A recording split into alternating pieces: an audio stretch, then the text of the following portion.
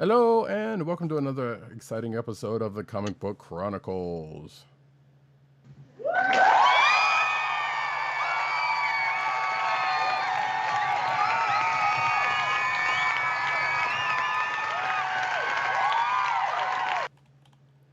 Hey, turn up, as the kids would say. I am your host, Roddykat, and you can find me at Roddykat on Twitter. You can find me at News Nerds Need on Twitter, and you can find me at CB Caps on Instagram.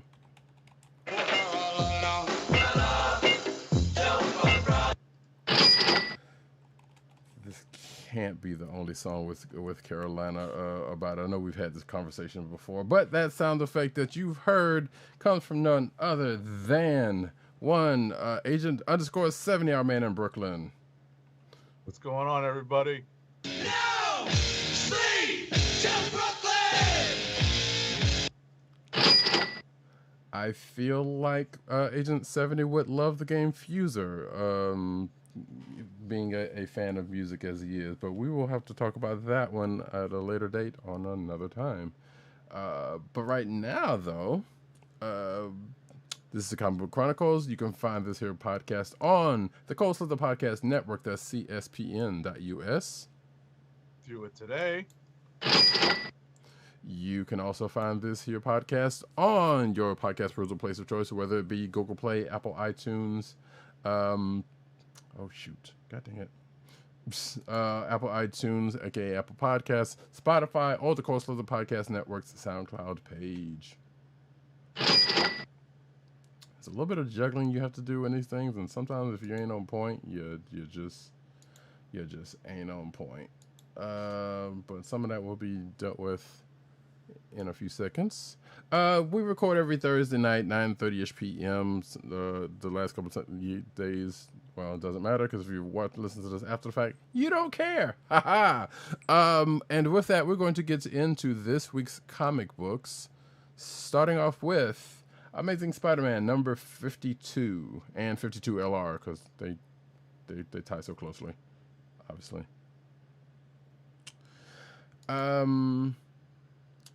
So yeah, we've finally have the fated first meeting with Spider-Man and Kindred, and the most I pretty much have to say about this in Spider-Man 52 is it doesn't go that well for Spidey. He basically goes in without knowing what exactly he's getting into because, of course, It's a trap! Exactly.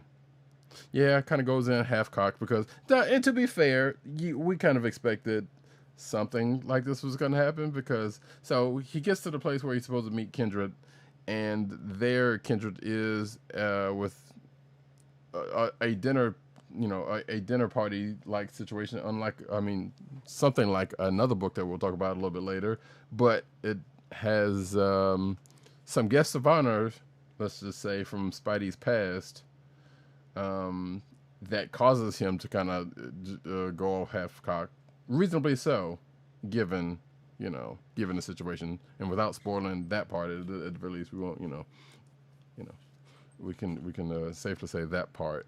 But yeah, as Agent 70 said, it doesn't. I mean, he kind of starts off a fight that he, didn't plan on, which realistically is just kind of Spidey in a nutshell in a lot of situations.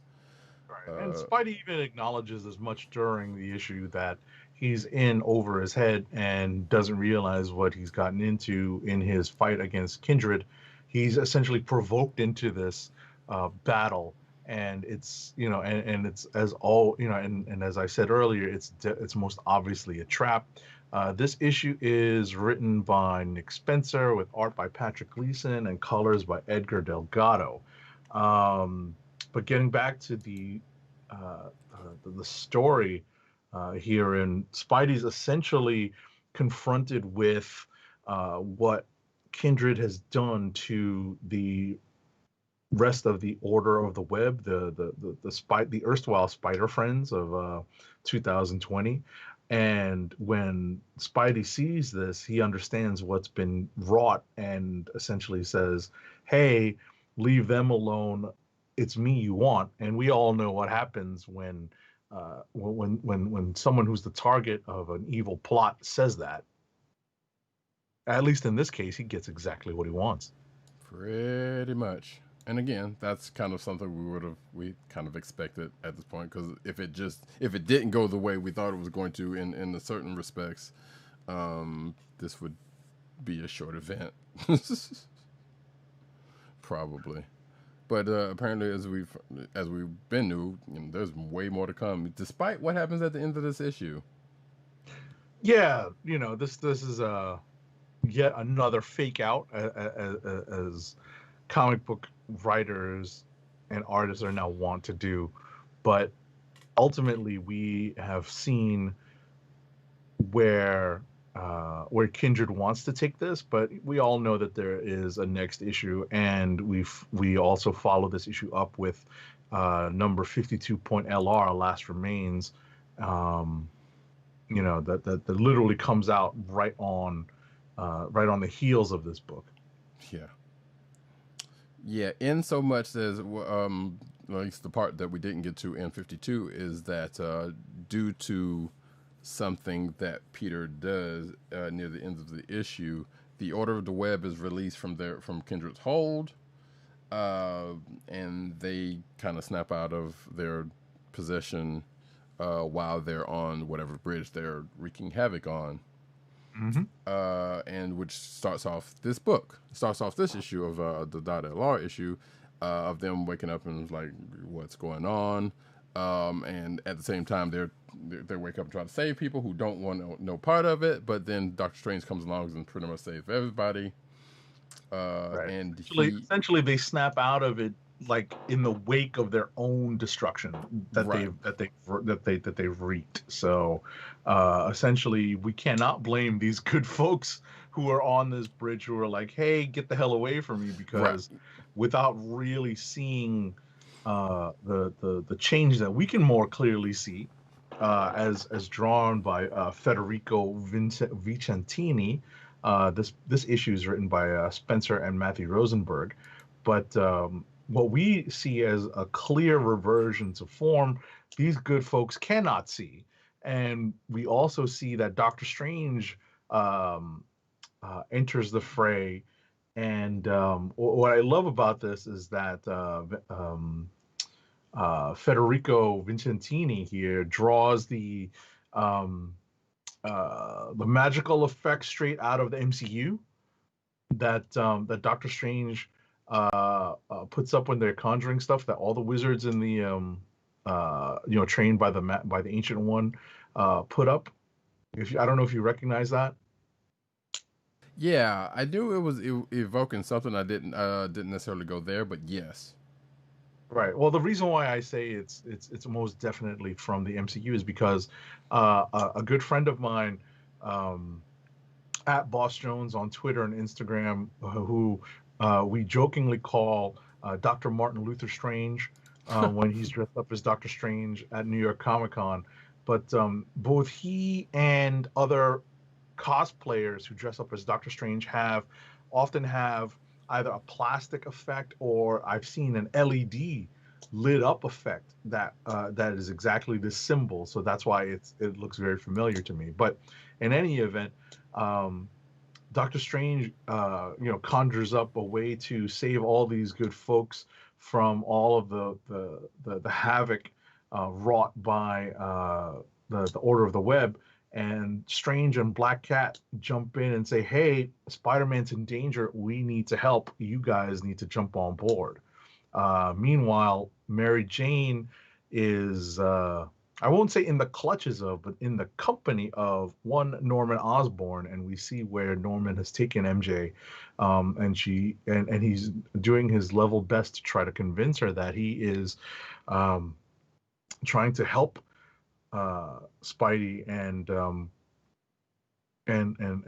prove that the effects of the Sin Eater's blast / effect on him is as straightforward as it seems.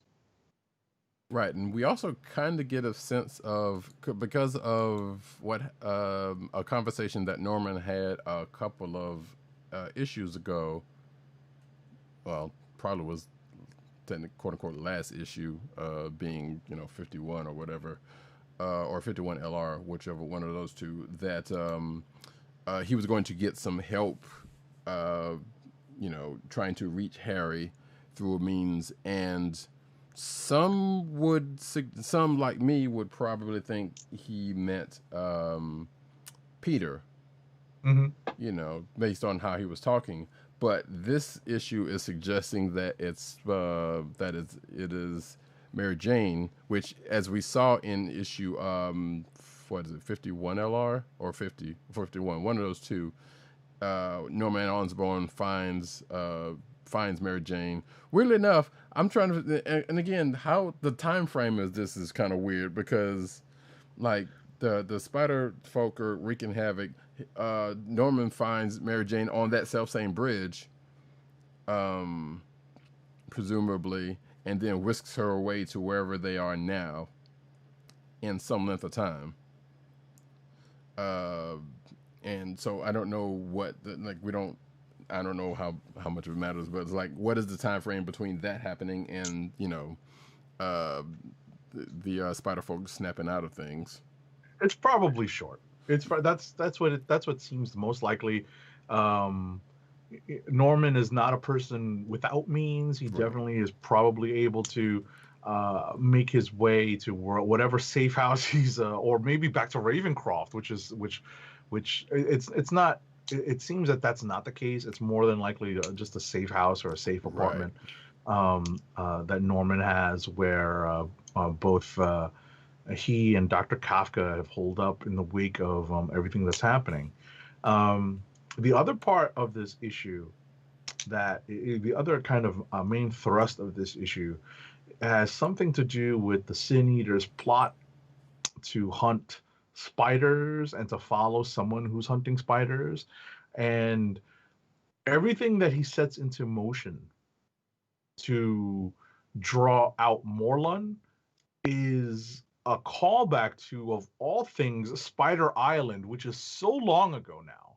It seems like it was yesterday, but I haven't gone through my back issues relatively recently and looked through what how far back Spider Island is. This is roughly 4 or 5 years ago at this point now. At this point, yeah. And I have not read Spider Island, so that was why my notes pretty much say, okay, yeah, clearly, because even before it was confirmed, I was like, well, okay, this definitely sounds like something that was Spider Island, because I knew the crux of it was, but I never read it. So I was like, well, yep, there you go. There it is. It is definitely from there. So I did not know what exactly happened during that event. I only have the vaguest memory of this because, as we've stated multiple times, ladies and gentlemen, we read a lot of comics, and it is very difficult to keep a hold on everything that we read. So in terms of remembering facts and storylines, so forgive us if it sometimes takes us a little while to kind of jog the old memory banks. But in any event, it was nice to see this little callback to that event, and to see the Sin Eater's plan, I guess, start to develop. And we end the issue with a cliffhanger, because the Order of the Web and Doctor Strange, that is, have ventured to the astral plane, and things are amiss there as well because of everything that is happening as a result of Kindred's actions here. So it is very much a mixture of the supernatural, the mystical, and the spider in this issue, in the storyline. So, not only are we dealing with Order of the Web stuff and the Web of Life stuff, which is always, especially since that was introduced as a concept, has always helped these group spider kind of Spider-Verse, Spider-Geddon type stories kind of border on the mystical anyway. We're getting a little deeper into that as a result of the storyline. Yep.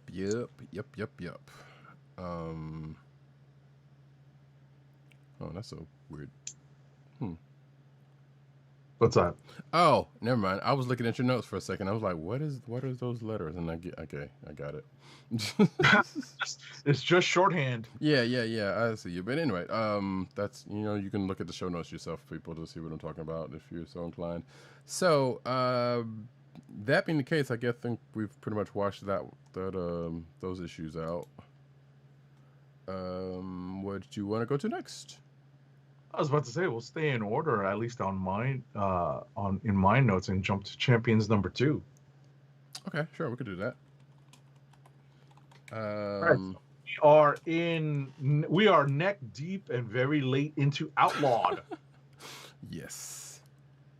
This issue is written by Eve Ewing with art by Simone DeMeo and Bob Quinn and colors by Federico Blee.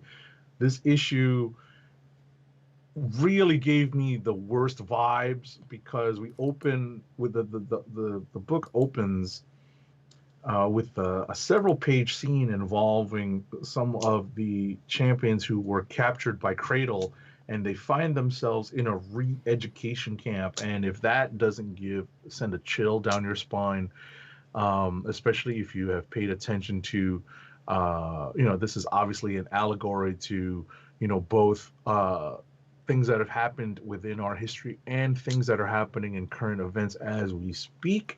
Mm-hmm. Shout out to the Uyghurs in China, but something a story that deals with a re-education center just cannot bear good tidings for these young heroes. And we see that not only are the leftover bunch of heroes from Civil War kind of peeking their noses into this business, but we're also seeing other heroes who I guess are on the government dime now, working to help quote unquote re-educate these young rebellious heroes. Yeah, so apparently there's and I just looked this up because I did not know who this person was, or didn't remember who this person was. So let's just say another new warrior, who is on the side of Cradle and this law, has come into play. Mm-hmm. By the name of Time Slip, and apparently, this is a new warrior character. Right. So, like I said, leftovers from Civil War. Yeah. But yeah, and the other side of this issue is that, and this was bound to happen. The original 3 versions of the current Champions roster, Miss Marvel, Spider-Man, and Nova, go to visit Riri Williams, who seemingly is down in the dumps by the way it's set up, but we don't still necessarily know what her thought patterns are in this. But they go to see her, and Nova tries to, not necessarily shame her into getting back into action, but, just try to, in his own way, try to reason with her to try to get back out there. But what we kind of find out is like she's not necessarily, and she's been pretty much ducking their calls. So that was a whole other situation. But tempers get flared up as Kamala kind of brings up the fact that the champions were sold out basically, and so a little flaring of the heads kind of comes up for about 2 seconds, and before Cradle kind of sort of interrupts them. And they all get into a fight. Well, get into a fight with Cradle. And pretty much last but not least, we see another member of the champions who's off somewhere else running from the problems. Pretty much. And if we are mildly spoiling issue number 1, you should circle back. But the missing member of the champions who's on the run is essentially the member of the champions who ratted them all out at the end of, or in the midst of the last issue, and possibly also thought to be ratted dead out this group, this initial group as well. This is, the primary leadership group, I guess, or the original three, who had left the Avengers and struck out on their own. Mm-hmm. The concept of reviving the champions came back. I would just say that it's interesting to see, and I'm glad to see that e-viewing is giving each of these characters a voice in their evaluation of this entire situation and what we've kind of jokingly called Civil War 2.5. Pretty much. I just kind of made that one up, but we've definitely joked that this is kind of a rehash of Civil War, but for the younger set. Yeah. So it's interesting to see their voices developing, and it's nice to see that their voices are definitely in character, based on a healthy reading of these characters over the last several years. Mm-hmm. So it's definitely nice to see that that they maintain their character, that e-viewing is maintaining their character, but giving them a chance to stretch their characters and voice their opinions in ways that we think would seem to hold true to their characters. What we don't know is what has happened to Viv Vision to cause her to act the way she's acting. Right. Other than getting blown up. Other than getting blown up, which is yeah, there is that, but it's also worth noting that like Agent 7 was saying, like she's presumed to be dead or missing by the other champions since that whole thing went down.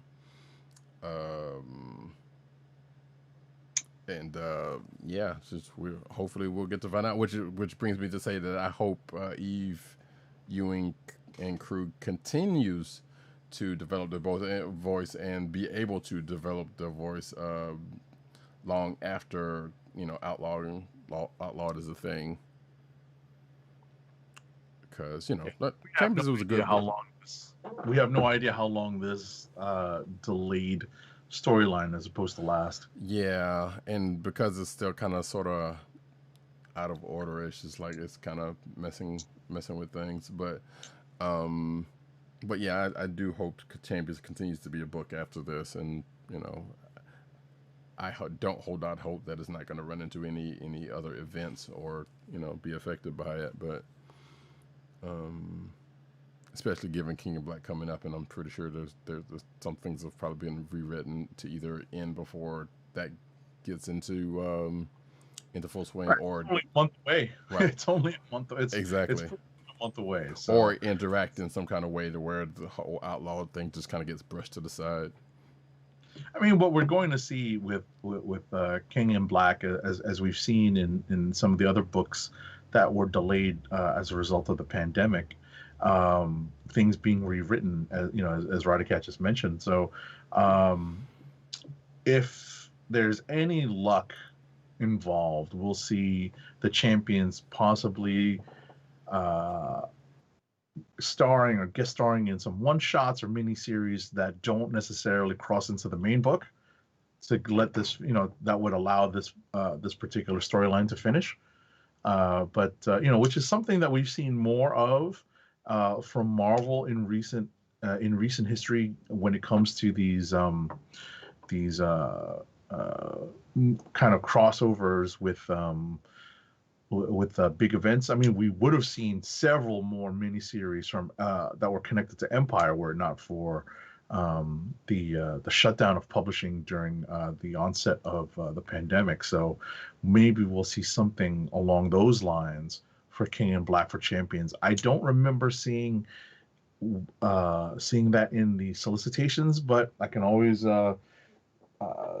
pull my paper copy and see what's there and see if it's there. See what's there. I don't know if you've seen the previews. I still hadn't really looked at the solicits like that, and we're pretty much on the cusp of getting February solicits. So, don't know. But now that you say that, I kind of want to look at the back of the book just out of curiosity. Real quick.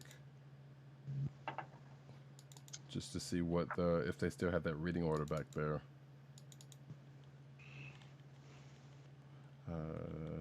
Pardon me for a second, folks. I do not see it. Yeah, there's still outlawed stuff happening early December, so we'll Right. see what else. And bear in mind that King in Black is stretching into February as well. So Yeah. this is a multiple month event. So Yeah, fun times. And with that out of the way, I had to go look at rather like last month's books or whatever, just to see what that reading order was looking like for Outlawed, just to see what might still be left. But the fact that it wasn't in the back of this could be telling. I don't know. Who's to say? But I guess we could go to another book that is tied to this, which is Magnificent Miss Marvel number 14. sure. And then after this, we'll hit I don't know, maybe another book. Yeah. I can cover the X stuff because I know Roddykat didn't read a lot of the Ten of Swords stuff this week, so maybe I'll just save that for rapid fire to cover it as quickly as possible without spoiling much. Sure. That sounds. As a matter of fact, I need to look back, but what are you read? Because I didn't earlier. Anyway, so yeah, Magnificent Miss Marvel number 14, or not 14. Is it 16? Excuse me, I got 14 in my notes for some stupid reason. Oh, I think I know why. It's because of the X Sword stuff. And there's a couple of books number 14 this week. Not that shouldn't make any difference. But yeah, 16. So we see oh shoot, I totally forgot what happens at the beginning of this book. But basically, Kamala's kind of at home with the folks, and the folks were arguing about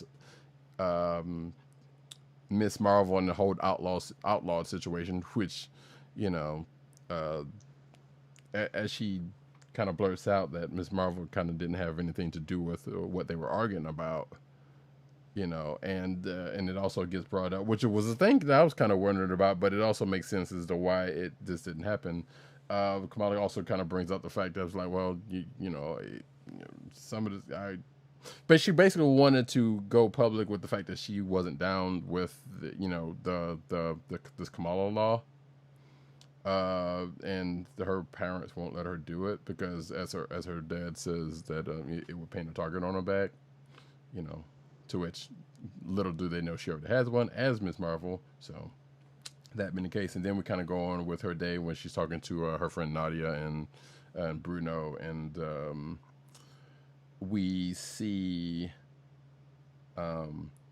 another thread, I guess, that's probably going to get picked up at some point soon with we found out that Mike is back in town. Well, we knew Mike is back in town, and that Bruno and her kind of was, seeing each other, kind of getting back together again. So so Bruno goes off to see her, and we kind of found out that maybe Mike, or at least the way it's being sound out, that maybe Mike didn't want to be around Kamala, because Bruno's kind of like, yeah, because Kamala wanted to kind of go with him just to see Mike because she hadn't seen him since he come back in town. But Bruno's like, maybe some other time, and come to find out that her friends have been in touch with Mike, and Kamala hasn't. So that's what kind of makes it sound like, maybe there's some animosity there in that. But then we get more talk of Outlawed as Kamala and Nadia kind of goes along. But then that kind of goes into Kamala kind of being by herself, and she goes off to study, and she ends up at this juice bar place, and she basically, because of Cradle running in and trying to do some things, she ends up running into Amulet, who Cradle is looking for. And I think, I'm not sure, I don't know if you caught this or not, but I halfway suspect we see in one panel an uncostumed Amulet. I don't know if you noticed that or not. Age of 70. I'm scrolling now. Because there was from what I can tell, I don't think so. But I feel like it seems like at least in the juice bar we don't see well, that's what I'm talking about. uncostume amulet. That's what I think. That's what I'm talking about, though. You mean from behind the counter? No.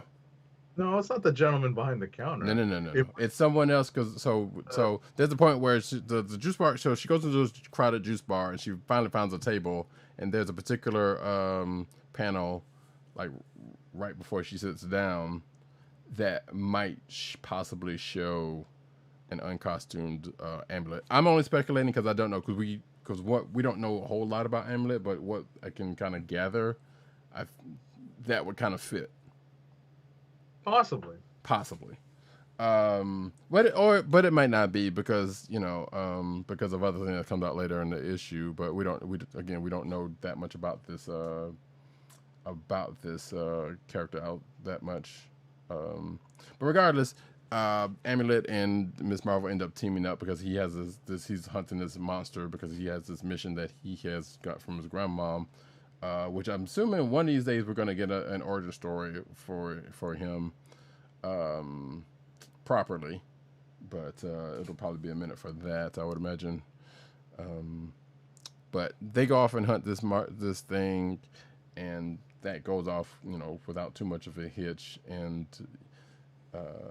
there is a proper introduction going off, but Miss Marvel, Kamala's kind of sheepish about it because of everything that's going on about that, and that's pretty much where this issue ends out, with the exception of we come to find out that maybe or maybe not one of Kamala's friends may have betrayed her at the end of this issue. Right, it's implied, but we'll see what happens. We don't the next exactly. I mean, it could be a swerve for all we know. So, but it was a pretty good issue of Miss Marvel as it tends to be, And again, like I said, maybe hopefully sometimes when we will get a proper backstory into Amulet and probably actually see what this person looks like, uncostumed. But I have a strange feeling that we probably have seen him in this issue. I could be wrong. We'll see. This issue was written by Saladin Ahmed with art by Minkyu Jung and colors with the ever consistent palette by Ian Herring. So that is Magnificent Miss Marvel number 16. Did you want to do any other books before we get to rapid fire? There's one of two that we could potentially end out with. I don't know if you had something in mind. No, go ahead. Well, here's the pick. Taskmaster. Wait, did you read Taskmaster? I did. This is actually a potential click of the week for me. Well, I enjoyed this. Well, then let's hit that one then. Yeah, I thought it was pretty good. Let's hit that one. Shout out to Jed McKay, a writer of The Black Cat, which is a favorite amongst this particular panel. True. And the art on Taskmaster number 1 was by Alessandro Vitti, and the colors by Guru EFX. This, as I said earlier, is a potential click of the week for me. This was originally scheduled to premiere back in February and March to coincide with the MCU version of the Taskmaster making its debut. And I say it's because I'm not sure if it's supposed to be male or female at this point. Who, but Taskmaster? Yes, in the movies. Oh, I got you. Right. The character of Taskmaster making its debut in the MCU. I thought the figures implied that it was a dude.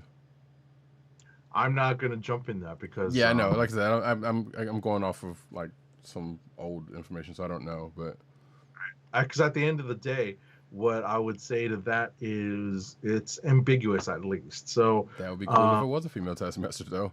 That being said, this issue finds us on the scene of a grisly crime scene. What's implied to be a murder scene, and it is implied very heavily at the beginning that the victim is one. Spoiler alert! Let's ring the bell.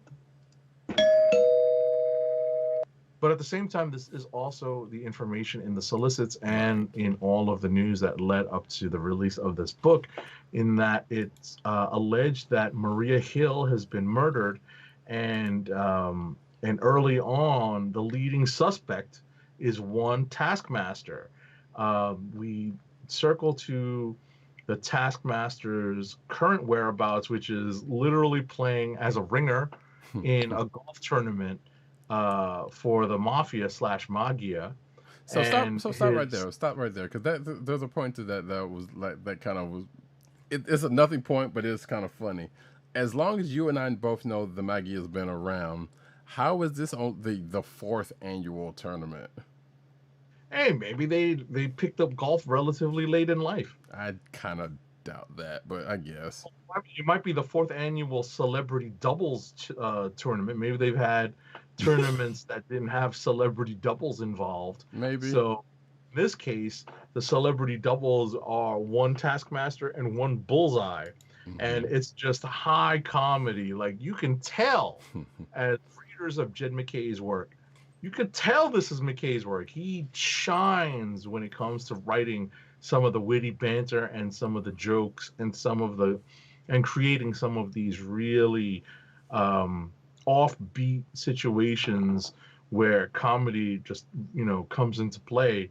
But the next thing you know, the Taskmaster's doubles partner is gunned down and everyone's under fire, and he is being chased, and tries to use some of his photographic reflexes to escape, and he barely does by the skin of his teeth. Literally. Is rescued by none other than I'll leave some suspense to this, but none other than the former director of the most recent iteration of Shield. Right. I was going to say someone that would be very close to Maria Hill at this point. Right, and there's some hijinks that ensue, really minor stuff, because it's really more joking and having fun at the Taskmaster's expense in the car ride, as Nick and the Taskmaster put as much distance between them and the Taskmaster's pursuer, who I will leave unspoiled because it is an interesting take. True. I love that the Taskmaster sleep apnea led Nick Fury to call him the sleep apnea Skeletor. I cackled. That was pretty good, yeah. Absolutely cackled reading that. But going back to that chase real quick, being that it was on a golf course, the mode of transportation for the Taskmaster specifically, and the person that's pursuing him was like, well, you would think that wouldn't work out, in Taskmaster's favor, because obviously it's a golf course, so what's usually around there. But I guess it kind of works out. But I was also kind of sometimes like, what, if they ever did a movie version of this scene, like I would like to see it played out, because you think about golf cart scenes in certain movies, like let's say Undercover Brother, or Austin Powers, Caddyshack, maybe even, I don't know, but they can play out kind of hilariously. So, but anyway, sure. But in any event, what I was going to end up my discussion on this with was Nick essentially tasking the Taskmaster, no pun intended, with a quest to find out what happened, or why, or what Maria Hill was getting into that caused her untimely demise. And the Taskmaster's given 3 targets, and he has to employ his photographic reflexes to try to gain information on them so that he can help Nick Fury unlock something related to the days of Hammer, when Hammer was the alternative to S.H.I.E.L.D. and Norman Osborn was in charge. So I really like this issue. It was a lot of fun to read. It is a potential click of the week for me. Same. And also, you know, might as well go ahead and start up here. Every time Agent 70 says quest or alludes to something called a quest, just drink responsibly, but drink. And I don't know if he saw my notes on that, but I kind of said a similar thing at the tail end of my notes about that, because it basically said, like, first he gets the side quest. Right. I blame Ten of Swords. So. Nah, I think that's all for you. That's all D&D just bleeding into, bleeding back into comics like we've been seeing the last year or so. Sure, that is Ten of Swords, just like bringing all that stuff into our vocabulary. So, well, some of our vocabularies anyway. But yeah, the only thing I would mention in at the end of this was, like, there was, and maybe I'm jumping ahead to something that'll come across, but I doubt it. This would have been the issue to put this in, and there would be a mention of the Taskmaster Institute, which doesn't necessarily happen in this issue, but I wish it did, because that would be great. And for those who don't know the Taskmaster Institute and don't play video games, there was a video game called Marvel Heroes. It was kind of an action MMO type, kind of a Diablo-ish kind of MMO type situation. Died too soon. There was this one video that you see kind of early-ish on, that's about the Taskmaster, and it is glorious. It's great. It's probably one of my favorite videos out of that game, or just in general. I don't know if Agent 70's ever seen it, but I'll probably show it to him after the show if he wants to see it. But it's pretty good. I might have actually shown it to you before. I was about to say, if I did see it, I just don't remember it. I feel like I may have shown it to you before, but, you know, if I remember after the show, I'll show it to you and see. Because I want to kind of play it right now, but that would probably cause a problem. So we don't want to do that. No problem.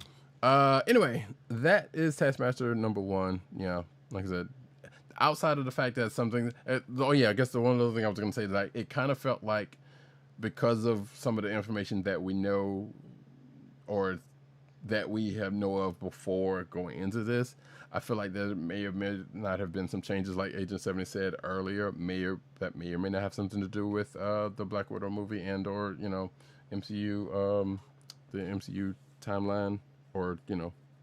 Right. It may just very well be the fact they wanted to just slow down the release of this, just so that they were hoping beyond hope to get this out when the Black Widow movie might have been released for a November release, but since that's not happening, they just decided to keep it on the print schedule and put it out. Right, but the fact that they put it, that the information that we know of about the murder itself, or some aspect of the murder itself, that kind of got put out there early on.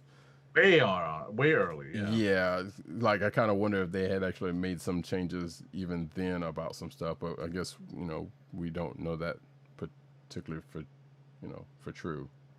Mm-hmm. So. We won't know for a while. So yeah, anyway. Or probably may never know. So anyway, what is next? You want to do one? Did you? What's next? You want to do one more and then go wrap it? Or yeah. If you want to do what, Strange Academy or Iron Man? Either one of those will work, but Strange Academy works for me. All right, Strange Academy. It's written by Scotty Young. Art by Humberto Ramos, and colors by Edgar Delgado. So this is a direct follow-up on the events of Strange Academy #4. In our last issue, as a result of playing door tag, one member of the Strange Academy class finds himself in the midst of the bayou around New Orleans, that being Calvin, and he finds himself finds himself missing, for one. And we open this issue with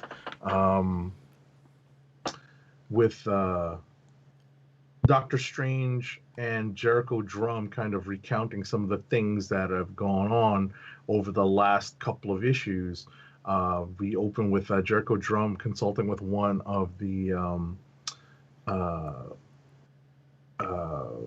what's the word that I'm looking for? One of the, I don't want to say soothsayers, but essentially that's what this lady is. Right. And She's a local fortune teller. Let's of along those lines, but she actually has the gift.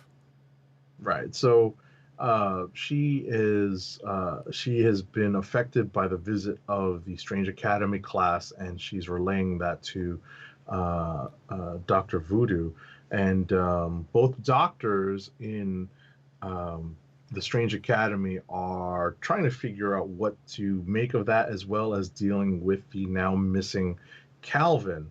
Uh, the students are busy trying to figure out um, what what the teachers know, as well as going through some of their lessons, and we're getting a little bit of an intro to one of the characters and his supernatural abilities. This is Herman, Yes. and it's an interesting, little side story to go about expanding upon the cast, which is admittedly big. Yeah. It's obviously in the vein of Harry Potter. There is a good number of students in this class. It's actually similar to things like Generation X and the New Mutants, where we are slowly getting to know some of the less focused upon characters from the first couple of issues. Right. So now that we're here in issue 5, we get a little bit of more time with some of the other characters. But of course, the search for Calvin is afoot once they discover his jacket floating in the bayou. And so uh, the adventure starts, and things get a little rough right away. Well, sort of. I mean, yeah, things happen. But I was going to say that this book has actually been pretty good about each issue giving you a little bit about one of the class members, whether it has anything to do with what's actually going on in the issue or not. Mm-hmm. But we do see little tidbits, little nuggets of stuff about each of the, or at least one of the students per issue so far. Just kind of, I guess, not to dump it at one time, but just like here's some offhand thing that happens before it gets into the meat of the issue, or we find out that it gets into the meat of the issue, and in this case, looks at that would be looking for Calvin. But yeah, I continuously enjoy this book, and this is no different. There is a couple of things to note. That one, during that Doctor Strange and Doctor Voodoo conversation, they talk about prophecies, to which Doctor Strange is not really a fan of, and Doctor Voodoo kind of calls him out on that. It's like, oh, you don't like them unless they have something to do with you, basically. And they kind of, they have which it is pretty much known at this point, through, especially with all of the magic users in this in this universe, that Doctor Strange kind of has sort of an ego, or has, at least classically, has had some sort of an ego. So I'm sure some of that is probably playing off of that. This is the way they, the way they handled the other side of that, I guess. But there's also a Rubik's Pyramid, which Doctor Strange is playing with, and I don't know why I brought that up, but, he's cheating by using magic, but, tomato. But yeah, like I said, the kids go off and get in some trouble in the bayou, but they seem to be pulling up and squaring off at the end of this issue with the Hollow, who we have met in the past issue or two. Actually, I think it was last issue. And we'll see how that plays out next issue. And at the end of this, I don't know if you read that last page, like the page after the issue ends. What, the email page? Yeah, I looked at it. So this book has also been kind of good about putting stuff at the end of the book. Like, I think one time it was like a couple of pages of recipes. This one is like an email page seemingly from Scarlet Witch, Wanda Maximoff. and there is some curious information that maybe we knew, maybe we didn't know in a couple of cases in here. Because one of them kind of calls out the fact that, like, she does one thing and then it says, "Hey," from Beast that says, "Hey, we know you're technically not a mutant, but he wants her to try a gate to see if she can get through." And also, we know from Eclipse Fortunes from Empire and of sorts stuff that she's not necessarily the most welcome person. No, she's not. She's kind of persona non grata. Exactly. Yeah, That's what in exactly. Krakoa. So the fact that anyone from there, but then again, this is Beast, so just it's that kind of stands to reason that anybody will be contacting her from Krakoa is something. But also, there's another one from Magneto. Speaking of, that was like, "Hey, look, I know I may or may not be your dad, but come see me sometimes." Kind of situation, which I thought we had finished doing that kind of stuff with her and Pietro. I'm like, all right, did they finally? They had finally come down on that, and then now it's like, okay, now it's still up in the air again on their parentage. Which I know that is a thing that has been brought up in the past few years. Like it's been a while since that has actually come up, but nevertheless, it has. About whether Magneto is her and Quicksilver's dad or not.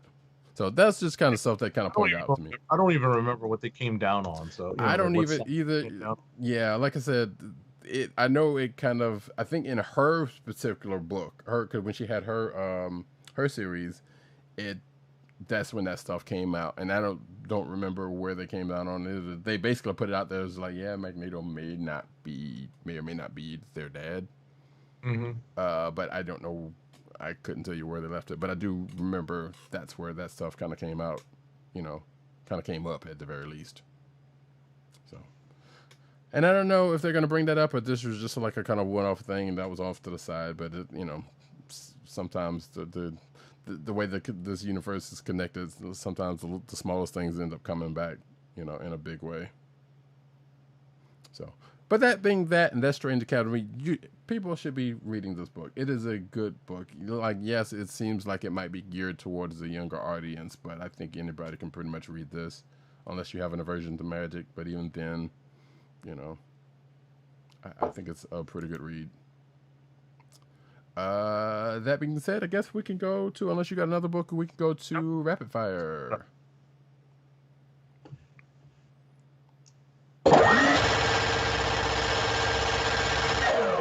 A little behind the scenes. I love how we kind of make pretty much around the same amount of time when we do these. Rapid fire. You want to go first, or you want me to go?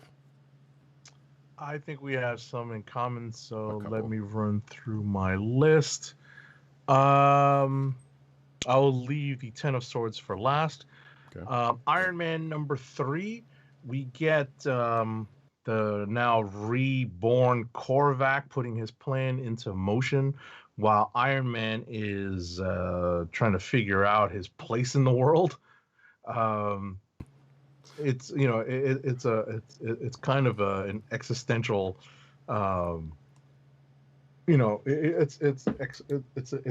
it's Tony exploring his place in the world on a very existential level, but also not turning off his inside voice. Well, in a sense, he's kind of wandering through life with that inside voice on. Yeah. On the out. Yeah. Oh, it's definitely, he's definitely kind of wandering in between events in his life with him wearing his armor. And we circle back to something that happened in issue 1, and there's follow-up on it, and it turns out that in fact we're dealing with a somehow reborn Korvac, and as a result of Tony kind of underestimating exactly what's happening here with these with the massing or the collection of lightning, and whatnot, and the power contained in it, leads to some, I guess, collateral damage when it comes to Hellcat. You know, Hellcat's along for the ride on this. We Hmm. also get the appearance of some classic Iron Man. And this is something that I've always kind of said Hmm. about Iron Man's Rogues Gallery. It's not the strongest in the world, but Up we to a get. point, anyway. Yeah. Well, I mean, it's not in the sense that it's not deep, and Right. we have some of his Rogues Gallery pop up. In addition to Korvac, and as I said earlier, we have Tony not exactly uh, uh, he's underestimated exactly what powers he's dealing with, and that leaves the Hellcat a little bit worse for wear at the end of the issue. But to be fair, he wasn't expecting a trap because he wasn't expecting anything to go with that meeting he was going to, uh, because of like you said, hitting back to the first issue. But I guess that's why it's a well laid trap. That being said, though, I don't know if you noticed that this is a Wendy's reference. I don't know if you know about that. Wendy's? So yeah, so there's a I guess there's a I don't know if you call it a meme at this point where somebody's kind of, and I think this is started by, you can go to check that whatever meme site about this is a Wendy's. But regardless, a moment like that happens during the course of this, as Agent 70 says, Tony's kind of monologuing his way through the life, but then it ends up that he ends up in this restaurant where he's still talking outward in his out voice in a monologue, and the person behind the counter is like, "Sir, this is a burger hunt," you know, which is evoking that this is a Wendy's meme. So I thought that was kind of funny, but yeah, it does continue to be an old villains week, and yeah, the trap is kind of laid out like an old Avengers plot dealing with this dealing with actually the same person technically, or potentially the same person that Agent 70 was talking about, but in this case, Iron Man has a contingency for it, and the collateral damage may or may not have spilled over into Patsy Walker, who we get to. And far more in control than Wolverine thought. So we return ourselves to this dinner before the tournament of the Ten of Swords, and Doug Ramsey gets poisoned, which is silly because the War Horseman decides to try to poison Wolverine, and I'm like, he's got a healing factor. We're not exactly we're not exactly well informed, are we, Mr. War?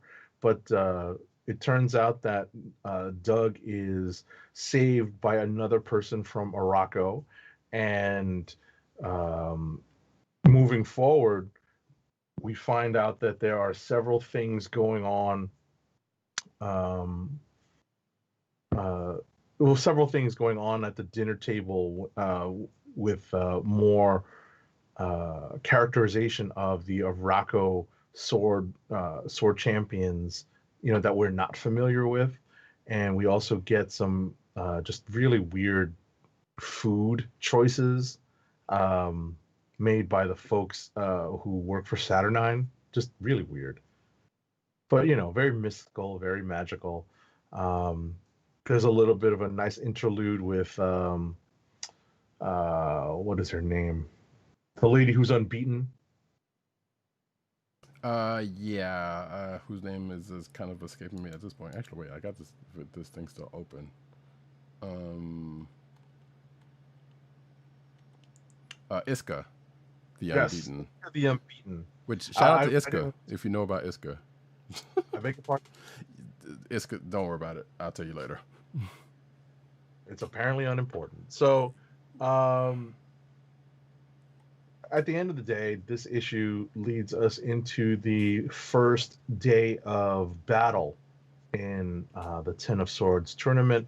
We find out who the first matchup is at the end of this issue when the cards are drawn, which is weird because it's not exactly what we thought would be happening. We kind of thought that these matchups would have been picked as a result of what we had seen in some of the earlier issues, but the very first matchup isn't essentially isn't what we expected, and they're essentially drawn by these tarot cards that Saturnine has used thus far, and we jump to Excalibur number 14, which is the 15th chapter of the Ten of Swords story, and we find ourselves in the midst of the first day of the tournament, and our first matchup between Betsy Braddock, aka Captain Britain, and Iska the Unbeatable. And if you want to just go by names, we kind of know who won. I won't spoil it, but like I said,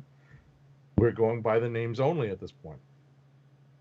As a result of that happening, the X-Men are definitely not happy with how things are being played out. They know that they understand now that there is more to this than just a sword tournament, a tournament of swords. There's definitely more to Saturnine's involvement than just overseeing this particular tournament. What happens to Doug Ramsey is definitely a swerve. It's definitely a swerve. I won't spoil anymore, but it's a huge swerve. Yeah. And the cover of the issue on that point is slightly misleading. Right. And what's cool about this is that we get to see, and it's nice that this character and her baby dragon have not been completely sidelined in the story, and I'm referring to Jubilee. Jubilee and Shogo make an appearance, but unfortunately, Shogo finds himself at the mercy of Saturnine. And this leads us right into the next chapter of Ten of Swords, which is Wolverine number 7. So before you go on that note, scene of Ten of Swords. Before you go on that note, apologies to anybody watching the live recording. We kind of had an issue. I don't know. OBS had an issue that the Twitch version is probably gonna have to deal with. But everything else should be fine, and obviously the audio is gonna be fine. So my apologies, or apologies to that. To I don't know, not sure what happened, but technical difficulties. Anyway. Okay. And last but not least is Wolverine number 7, chapter 16 of Ten of Swords. This is the next duel, and it is just weird. Saturnine is definitely just being very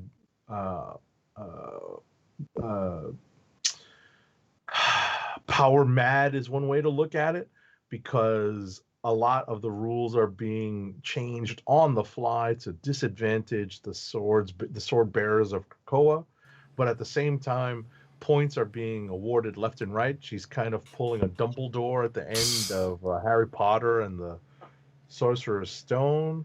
There's a change of decoration is in order.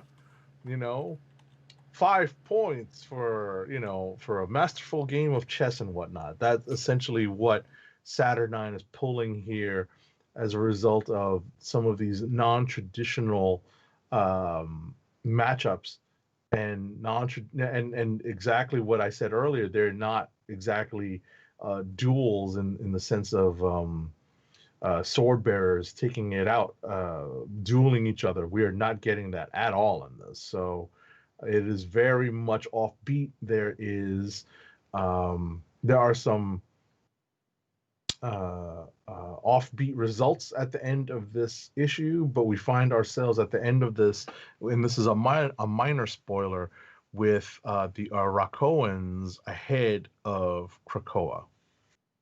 So there's on that note, there is so actually kind of like a contest of champions would classically go. That's kind of what it sounds like going here. Now, obviously, at a certain point that I did not get a chance to read the rest of the couple of other issues involved in Ten of Swords, but from the way Age of 70, it sounds like a contest of champions would go that way at a time. But also going back to a point that he made was like, yeah, Saturnine, even from Marauders, seemed like she's kind of more twisting things in her favor than has come out, especially with the matchups or whatever the case may be. But that's neither here nor there at this point. All right, that's it for me. That's it for you. Cool. We will get to mine as I try to get some things out of the way. Savage Avengers number 14 is a potential click of the week for me. And basically goes Conan and Magic. Yes, that Magic that we just talked. Well, that's from the previous event that we just talked about. Walk into a bar to recruit the Juggernaut, and we find out that Magic may have had something to do with Kane's current situation, which I guess kind of makes sense because considering we at the beginning of Juggernaut's own miniseries, we found out he was in limbo, so. Sure, I guess it makes sense that she might have had something to do with that. Also, the Black Knight, who is not black, pulls a Bad Boys 2. And, of course, they all go fight a dragon. And there's a great Greatest American Hero reference in here by the Juggernaut that I appreciated so much, which is probably why it's a potential click of the week. I would say Agent 70... Check out this issue. You don't necessarily need to know about what's everything else that's going on. I don't even know if you're even up on Savage Avengers at this point, but I read it. Oh, you read this one? Mm-hmm. Oh, okay. I didn't know that. Or it was just. I just didn't list it. I just didn't list it for discussion. But yeah, I read it. It was it was fun. Yeah. I enjoyed that. So, and again, we still don't know when this book is going to end, but we know it is going to. Anyway, I was about to say it's going to end very soon. Right. Yeah, because we were trying to figure out whether it was going to be 15. Like yeah. So what? So within the next 2 or 3 issues, if I'm not mistaken, right. Because it's already up to 14 and maybe 15 or 16, something like that. Right, that was what I was about to say, because like that was the thing that we weren't really sure about, and but yeah, it'll get here when it gets here. Where am I? Star Wars, Darth Vader, number 7. Vader's still reliving some Anakin memories as he's trying to actually rebuild himself after the events of last issue. But he's gets not necessarily stopped, but the assassin that Palpatine sends to kind of let's say spur him on, give him some motivation, is attacking, and then they have a bit of a battle. And being that the Vader can't use the Force, or shouldn't use the Force, that kind of makes the battle go a little differently than the way it would. But this is supposedly Palpatine's plan to kind of build Vader back up, or kill him and replace him. One of the two. Who's to say? But we know Vader's not going to die, obviously. And something shows up at the end that I don't think I have ever seen in Star Wars before. Which is why my note says, what the hell is that at the end? But I guess we will find out next issue.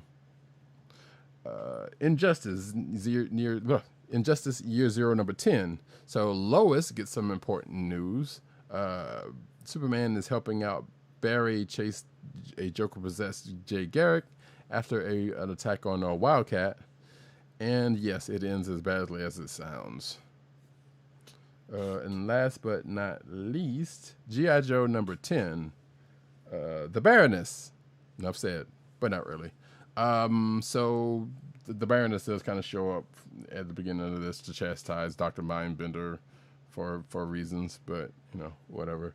One of Dr. Mindbender's Viper experience, which is like a cyborg, kind of like a cyborg human type thing that he's dealing with, who just so happened to be unlucky enough to get quote unquote picked for this experiment, escapes thanks to Dr. Mindbender's assistant, who happens to be Lady J.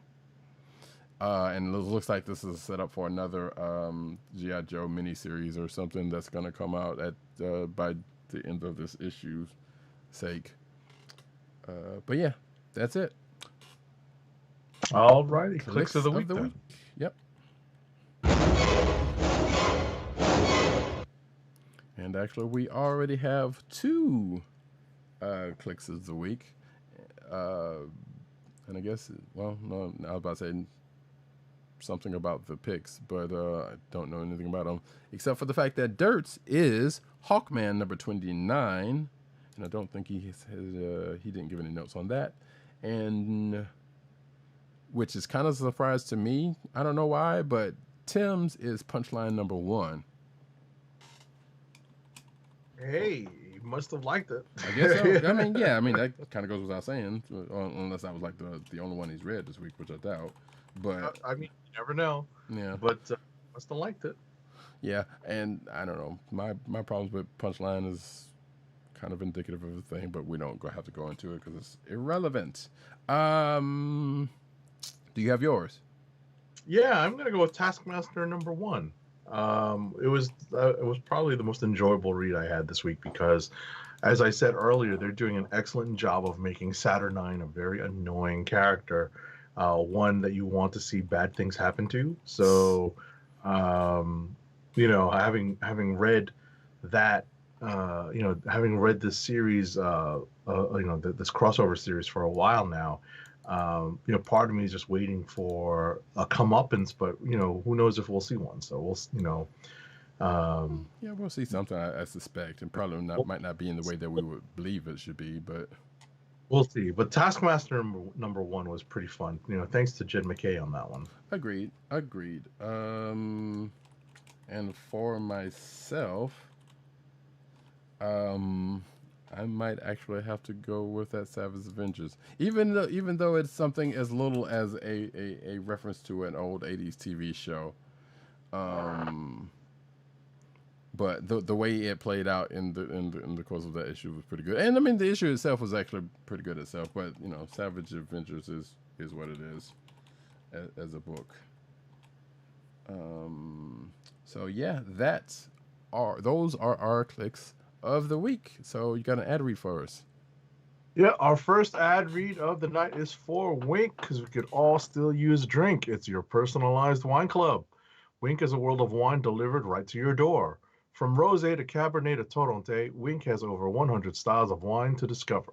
Ever try an orange wine? Wink connects you to a world of exclusive wines tailored to your taste and delivered directly to your door. Wink delivers 4 bottles of wine to you every month with free shipping. You can pick your own bottles or let Wink choose and match to your taste. It doesn't cost a thing to become a member, and you can skip or cancel anytime. And now the listeners of the Comic Book Chronicles can enjoy an exclusive discount of $20 off your first order.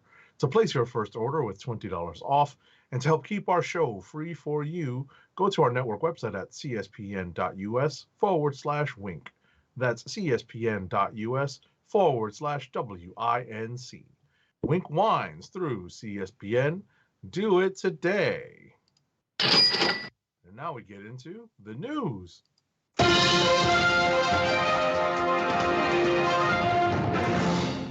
I wish we had a cool transition to for that. I could probably make one, but I'm lazy. But yeah, apparently Agent 70 is a poet and didn't even know it. Now we get into the cinematic news, starting off with this might seem like some old news at this point, but The Falcon and Winter Soldier release date, cast, trailer, and more. So basically it's one of those, hey, here's everything we know about The Falcon and Winter Soldier so far.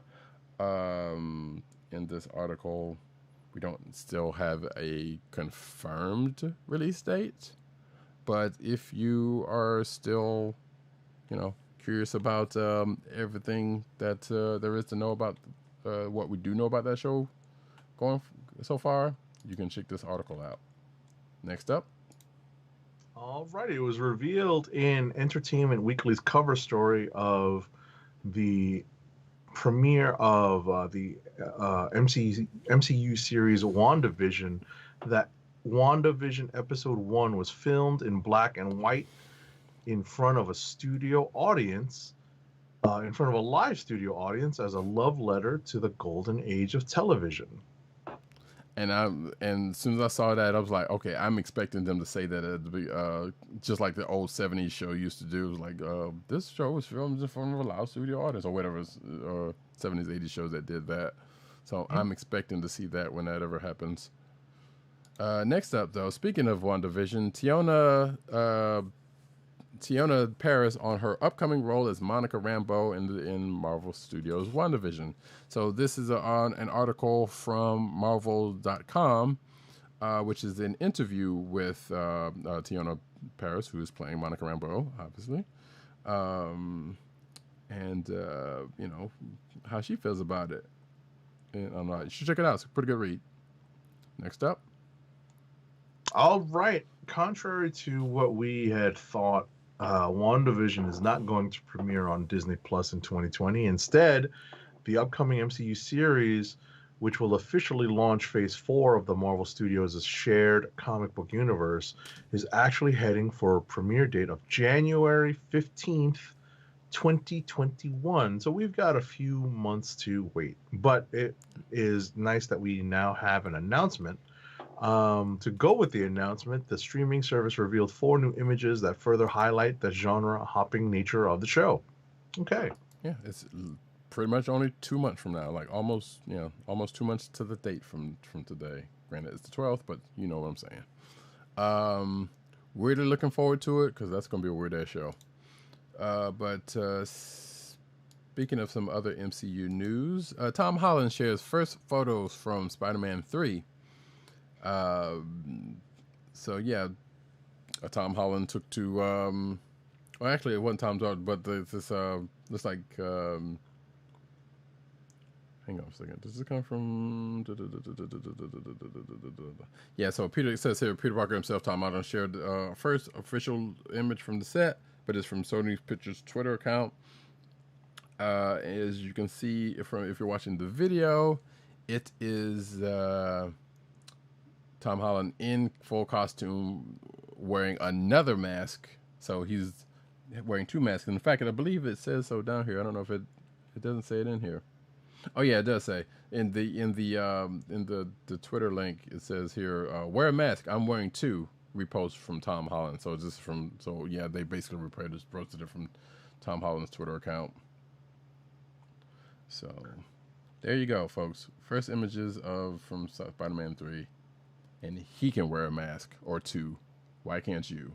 Wear your mask, goddammit. Next up. Feel free to head over to IGN, where you can watch the audition tapes that Tom Holland submitted for his role as Peter Parker and Spider-Man. So have fun with that. You know, that's it's something that Marvel Studios definitely did an excellent job in cast. You know, they did an excellent job in casting. Yeah, and I believe this is something that probably has been seen before. Cause obviously, you know, from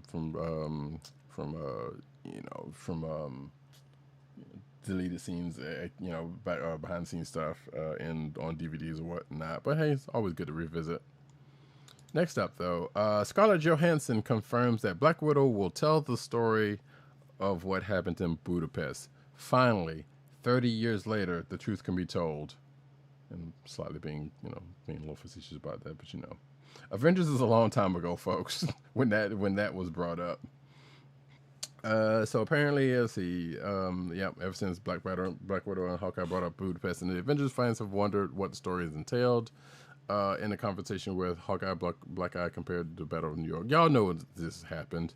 But apparently it says here that the Black Widow movie takes place between the events of Captain America Civil War and Avengers Infinity War.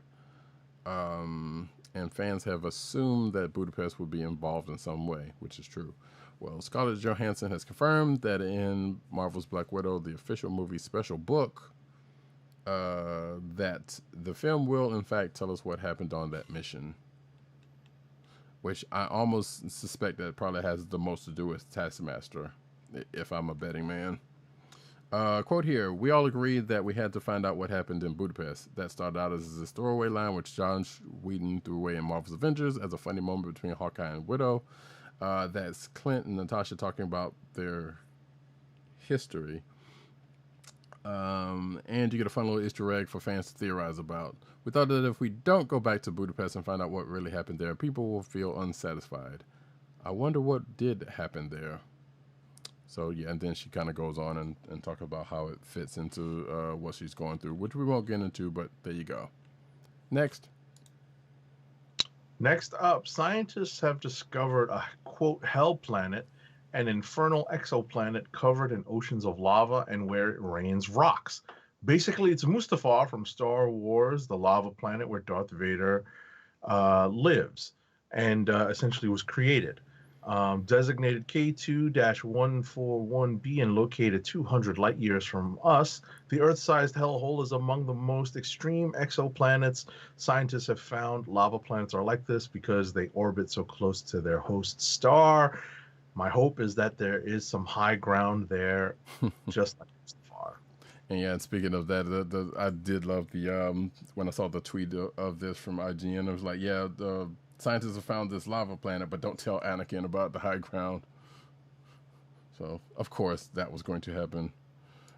Next up, though, Darth Maul's sequel role and 9 other Star Wars tidbits from Taskimaster's new prequel book. So when George Lucas sold Lucasfilm to Disney in 2012, any hopes of seeing how he might have finished the saga went out into an airlock. Some would say probably for the best. We've since heard snippets of what he apparently would have done, but nothing substantial. However, a new book from deluxe publishers Taschen has lifted more of the lid of what George would have done with episodes 7, 8, and 9. As the title suggests, the Star Wars Archives 1999 to 2005, a companion to the 1977 to 1983 edition, covers the making of Lucas's infamous prequel trilogy. Around 600 pages, the book explores every major detail of the 3 films, designed to tell the story of Anakin Skywalker and his eventual transformation into Darth Vader. No, sorry, had to do it. Arriving December 13th in the States, but now out in the UK, 1999 to 2005 also finds room to discuss the special editions, the huge technical leaps Lucas made to get the films made digitally, and his eventual plans for the sequel trilogy, all straight from the Tauntaun's mouth, as according to this article writer's musings. So yeah, there you go. That's out there if you really want to know what all that is about, including the fact that Darth Maul was supposed to be returned for the sequel, and some other tidbits. Hopefully less on midichlorians, but this is Lucas we're talking about. But you can read that article to kind of get, or check out that book to get some of these tidbits. Next up, and this has spoilers for season 2, episode 2 of The Mandalorian, which premiered last week. But if you are behind, bear in mind that this is a spoiler for that issue. So I will ring the bell in 3, 2, 1. This is actually something I missed when I watched it, because my Star Wars facial recognition isn't the greatest, especially when it comes to the most recent sequel trilogy. What we thought we saw in episode 2 was a rogue Jawa. Din Djarin and the baby get ambushed while they are riding away, while they're riding back to Mos Eisley from dealing with the whatchamacallit, the whatchamacallit dragon, Crate Dragon, and they're ambushed on the way back, and one of the bandits is initially thought to be a rogue Jawa, kind of away from the rest of the Jawa, the Jawa people on Tatooine. But it turns out that it is someone named Scrapjaw Motito, a scavenger who pesters Rey on Jakku in The Force Awakens, set about 25 years after the events of The Mandalorian. And of course, when I read this, all I could say was, Who? Because this was my initial attitude towards that. So, I mean, it goes without saying that anytime you see a scene like this one, or anything in this series, know it's probably going to be a reference to something else in the canon or wherever else. So when I saw this, I also didn't. I was like, okay, I knew this was from somewhere, but I didn't put the put the connection to Rise of Force Awakens. So, but yeah, there's that. Actually, do you wanna? I don't know if you wanna get into this week's episode, or you want to just leave it to the whatever we got into in the news. Yeah, we're gonna leave it to whatever we got in the news. I mean, it's kind of like a weird. Like I haven't read the news stories. It was I didn't write any notes down because it was just like kind of a weird episode. Well, we're pretty much going to get into the meat of it in the next, or at least in the next, in a couple of Sure. of articles. So cool. Next up, though, let's see Okay, so here's I probably should have taken this one out, but regardless, Mando and Ezra Bridger may share a powerful ability. This is also kind of a spoiler for, well, technically this is a spoiler for the last episode of The Mandalorian, but I feel like less so than what this article is talking about. But the gist of it here is, if you've watched Star Wars Rebels, you know that Ezra kind of has a affinity with animals. However, there is another Rebels connection that does come up in the current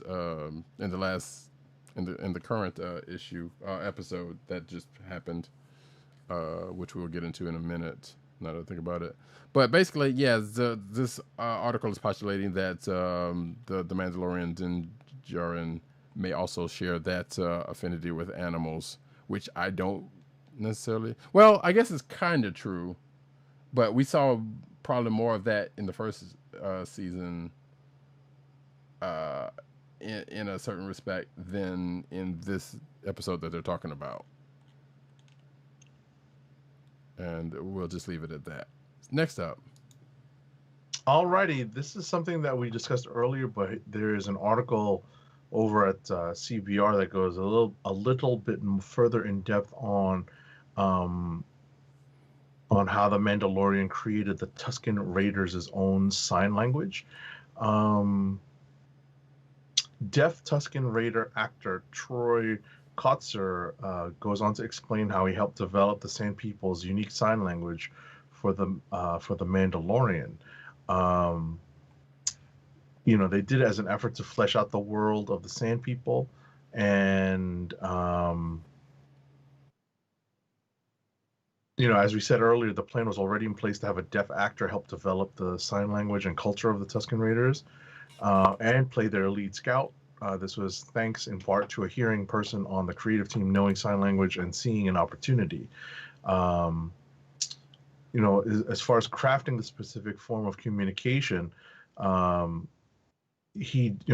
dove into Star Wars lore for inspiration, and definitely did his best to avoid American Sign Language. So he essentially created their own a Tusken form of signing. Obviously, there are bits and pieces of American Sign Language in there, but for the most part, it's on its own. So it's not quite created whole cloth, but close. So right, which most of the language is kind of like that. So bits and pieces of here and there. So, but it's cool. You should check out this article for that information. Next up, now we get into the meat of it, so to speak. Lucasfilm exec defends Baby Yoda's murderous appetite for eggs, which I feel like that headline is just a little hyperbolic. But people have been kind of going on, including one Kevin Smith, silly enough, about this. So, spoiler alert for the last episode of The Mandalorian. As this says, Baby Yoda, without going to it too much, Baby Yoda kind of comes across some eggs that not come across, but there's some eggs that are being transported by the Mandalorian, and the Baby Yoda finds particularly delectable. It seems, and we found him chomping down on a few of them during the course of the episodes. We also, and on a side note, get a callback, like I was just said, to a Star Wars Rebel things in some insects that are plaguing the Mandalorian and the carrier of these eggs, which I thought was an interesting thing. But yeah, so people were making a big thing about Baby Yoda eating these eggs and equating it to murder and this and that and the other. But it says in the episode More that like genocide. well, yes, there's as Kevin Smith said, genocide. But at the same time, like one, we eat eggs every day in the same form that Baby Yoda ate them. So you know, now granted, in this case, it was kind of a special case. So yeah, the genocide thing is kind of, you can kind of see that, but it was still a little hyperbolic.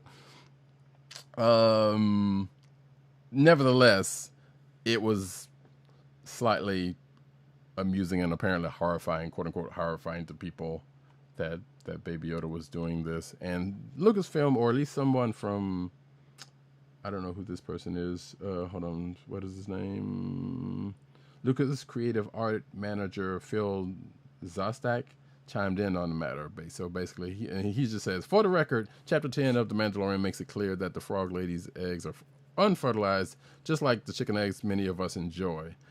But obviously, chickens aren't sentient, which, I mean, we don't know that for true, because they do walk and talk and think in their own way. Regardless, and the child eating the eggs is intentionally disturbing for comedic effect.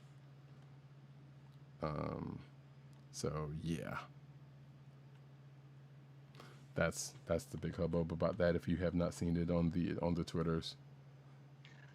No, not having not really been on Twitter too much since then. I did listen to Fat Man Beyond and Kevin Smith and Mark Bernardin discuss last week's episode of The Mandalorian, and yeah, like, it's just one of those weird. It definitely is done to elicit feelings from the viewer. I definitely had my own set of feelings where I was like, "Yo, dude, relax, man, chill." Wait, about Baby Yoda or no, about yeah, the eating. yeah. Watching it and just like, hey, man, he told you no.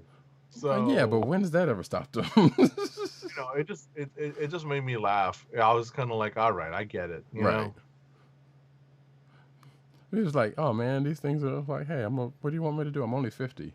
You expect me to listen when there's this delicious eggs that I want, So, but yeah, that was the whole thing. And I was like, because when I saw the Kevin Smith thing, I was like, dude, I'm pretty sure you've eaten plenty of eggs. Right, but So without the backstory, and that's the right. kicker. We all know that, right. So yeah, so that's the crux of that. Like I said, if you haven't seen the episode, hopefully we didn't spoil too much of it, but it's still worth a watch. Moving right along though. All right, next up, Leslie Headland teases her female-led Star Wars series on Disney Plus. In an interview with Fantastic Frankie, yeah, I don't know. or at Coming Soon, Leslie Headland shed some new light on her plans for her female-led Star Wars series. What she says is that her show will explore brand new territory in the Star Wars universe. It's in a pocket of the universe and a pocket of the timeline that we don't know much about. Let's see. She also says that the Indiana Jones films played a large role in shaping her pitch, which means Dr. Aphra. That was my thing about this, but it also goes on to say something about... there was another part of this that was saying about this, which still could very much play a part, though, because I thought it said something about martial arts. Yeah, here we go. So far, we know from the series that it's a female-centric action thriller with martial arts elements. And from my recollection, Afra does not know anything about martial arts. In fact, she's definitely more Indiana Jones. So yeah, that kind of stoked me a little bit. I was like, all right, yeah, are we gonna get an Afra series? Which I'm down for it. But next up, Xbox Game Pass Ultimate subscribers now get a month of Disney Plus for free. So yeah, that's another. So if you are part of Xbox Game Pass Ultimate, and you probably should be if you have an Xbox or one of the new ones, because it's a very good deal. You get a free month of Disney Plus. Really, not much else to be said about that. You just go to Perks Play, plunk it out, and do your thing. I would imagine though it is only for newer subscribers to Disney Plus, and not people who were already in it and maybe lapsed, or though sometimes those things do, you know, it could go like that. Or if you have another straight account, email account, that's, you know, you can give to the cause. You can, you can do it that way. So that may or may not have been, you know, done by people. Anyway, but that's the thing that's out there. You can check that out at your leisure. Next up.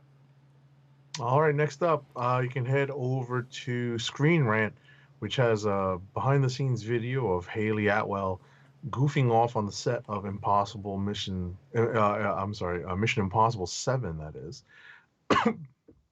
Excuse me. And, this is the latest installment of the Mission Impossible franchise. And our very own Peggy Carter, a.k.a. Haley Atwell, is part of the cast of this movie. And she's shown in the video having some fun with a slide.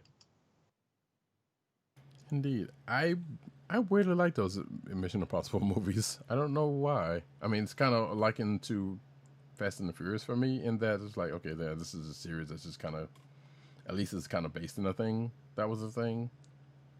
I'm not saying that Fast and Furious wasn't, but it's kind of still going along those lines of where it started. And weirdly enough, yeah, Tom Cruise is actually all right in it. Go figure. Anyway, next up. But yeah, good to see Haley Atwell in that, or at least it will be. The Umbrella Academy officially renewed for a third season. The Hargreaves siblings will be back for a third season of Umbrella Chronicles. Netflix revealed on Tuesday. I'm not going to run through all the cast, but basically all of the cast that is pretty much going to be set to reprise their roles, along with redo Arya, who plays an assassin, Lila, and Confior, who plays Sir Reginald Hargreaves. So yeah, there we go. It's season 3 is coming. Looks like it's going to be 10 one-hour episodes. Production will begin in February, but there's no word on the release date. So, you've been watching that, right? You've seen it? Yeah, I've seen the 2 seasons. It's good. Yeah. So, cool. Next up, Teenage Mutant Ninja Turtles movie writer Bobby Herbeck wants to see the heroes in a half shell return to their roots for an updated sequel to the original 90s trilogy. In an interview with comicbook.com, Herbeck, who co-wrote the original 1990s TMNT movie, revealed that he would love to see the sewer-dwelling reptilian heroes come up above ground again for an all-new sequel that would revisit the world of the original trilogy while utilizing all of the latest technologies in Jim Henson's Creature Shop. Okay. Next up, let's see. Linda Carter celebrates Kamala Harris, by noting 45th anniversary of Wonder Woman TV premiere. So yeah, the election night was a very tense night, and the days afterward were equally as tense, but once the word finally came down,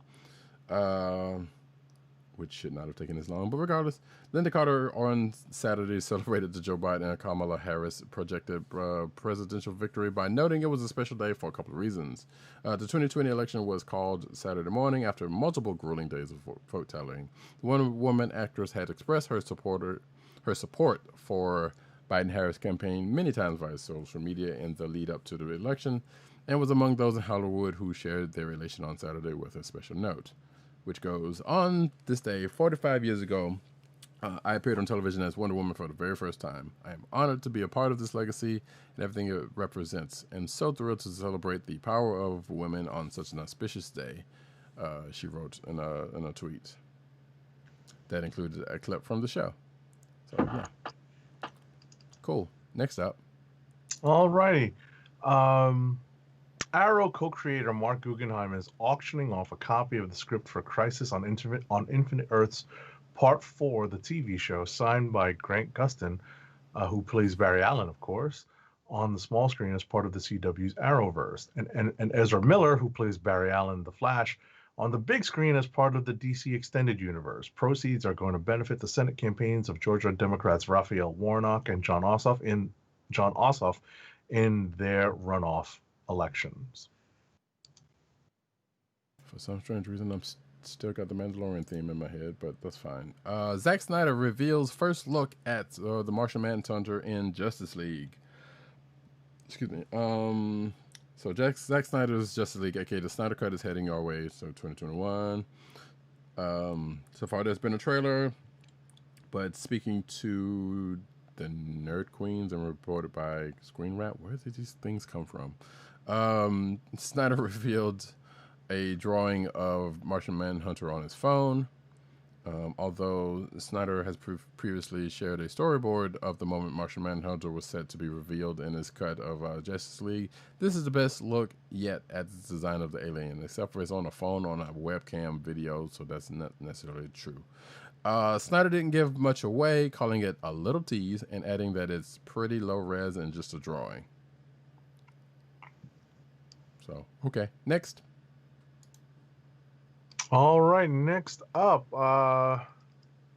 Peacemaker, the Suicide Squad TV spinoff starring John Cena, has filled out its cast. Not only that, but James Gunn has confirmed what we already suspected, that the series is going to connect to the wider DCEU at large. Deadline reported that Danielle Brooks, best known for playing Tasty in Orange is the New Black, would be joining the cast as Leota Adebayo. On Instagram, Gunn elaborated on the character, saying Adebayo will be someone you'll be talking about in a role written specifically for Brooks. Gunn didn't stop there. The director, who is writing Peacemaker as well as directing a handful of episodes himself, announced that Terminator 2's Robert Patrick will play a character called Augie Smith. Chris Conrad will add to the collection of costumes on offer by playing Vigilante, an anti-hero with a history of clashes against Peacemaker in the comics. Someone else from the Suicide Squad movie cast will also be showing up. Jennifer Holland, who is set to play Amelia Harcourt in the 2021 movie, will feature on the HBO Max series also. Okay. Yep. Let's see. Next up, around 1,500 more jobs cuts coming at Warner Media. Warner Media is making quote unquote difficult decisions that are resulting in a smaller Warner Media team, according to a memo to staff from CEO Jason Kilar, obtained by Hollywood Reporter. The staff reductions will amount to between 5 and 7% of Warner Media's total workforce, or 1,250 to 750 employees. The cuts have been foreshadowed by news of plans to reorganize the company around its new streaming service, HBO Max, in August. And as we know, there's been already cuts from DC and places in that. Next up. In sad news, Ken Spears, the co-creator of Scooby-Doo, died at 82 earlier this week. A report from Variety confirmed Ken Spears passed away. The man was best known for helping create Scooby-Doo with co-creator Joe Ruby. His son Kevin Spears says that his father passed from complications stemming from Lewy body dementia. But both Ken Spears and was hired at Hanna-Barbera Productions in 1959, and he met Ruby there. He met Joe Ruby there, and the two established a partnership writing scripts right off the bat. The two went on to create iconic series like Scooby-Doo, Dog Wonder, Jabberjaw, and Dino Mutt. They went on to establish their own studio in 1977 called Ruby Spears Productions. That will sound familiar. The pair of producers created several series such as Superman, Mr. T, Alvin and the Chipmunks, and more. Okay. They were And pretty the much a people staple who of the read comic- 80s. What's that? So they were pretty much a staple of 80s cartoons, or at least one of them anyway. They were, and the people over at Comic Book need to edit their articles because this is awful. Yeah, there's been a lot of that going around lately. It's kind of silly. But condolences to Mr. Spears' family and friends. Next up, in news that I don't think anybody really wanted, the Bloodshot sequel in the works with Vin Diesel returning. I still haven't seen that first one. I saw most of it. It wasn't bad. Really? I don't think it really warrants a sequel, but hey, they need to, farm that IP. Honestly, and it's Vin Diesel. I think this is kind of an MO. So yeah, the cinematic adaptation of Bloodshot had the misfortune of opening just as movie theaters worldwide shut down in the face of COVID. I don't think that would have helped it any, even if it wasn't. But it was released March 13th, and chains were down, and I think it did go straight to video very soon afterwards, looks like. But it appears that they're still trying to get that volume cinematic universe off the ground, and two, there's going to be possibly a Bloodshot sequel at some point with Vin Diesel coming back for it. So, okay. Mm-hmm. Next up. Last but not least in the cinematic news, 6 weeks before Wonder Woman 1984 is scheduled to open in theaters on Christmas, Warner Brothers executives are considering whether to push the highly anticipated superhero sequel to the summer of 2021 or keep the movie on its December 25th theatrical debut and then put it on the HBO Max streaming service in early January, according to sources with knowledge of the plans. Okay. Yeah, I was going to add one more, but I'll leave that to know because it's also it may be something of curiosity to Agent 70, but we will save that for next week. But we shall we'll move over to the comic book news.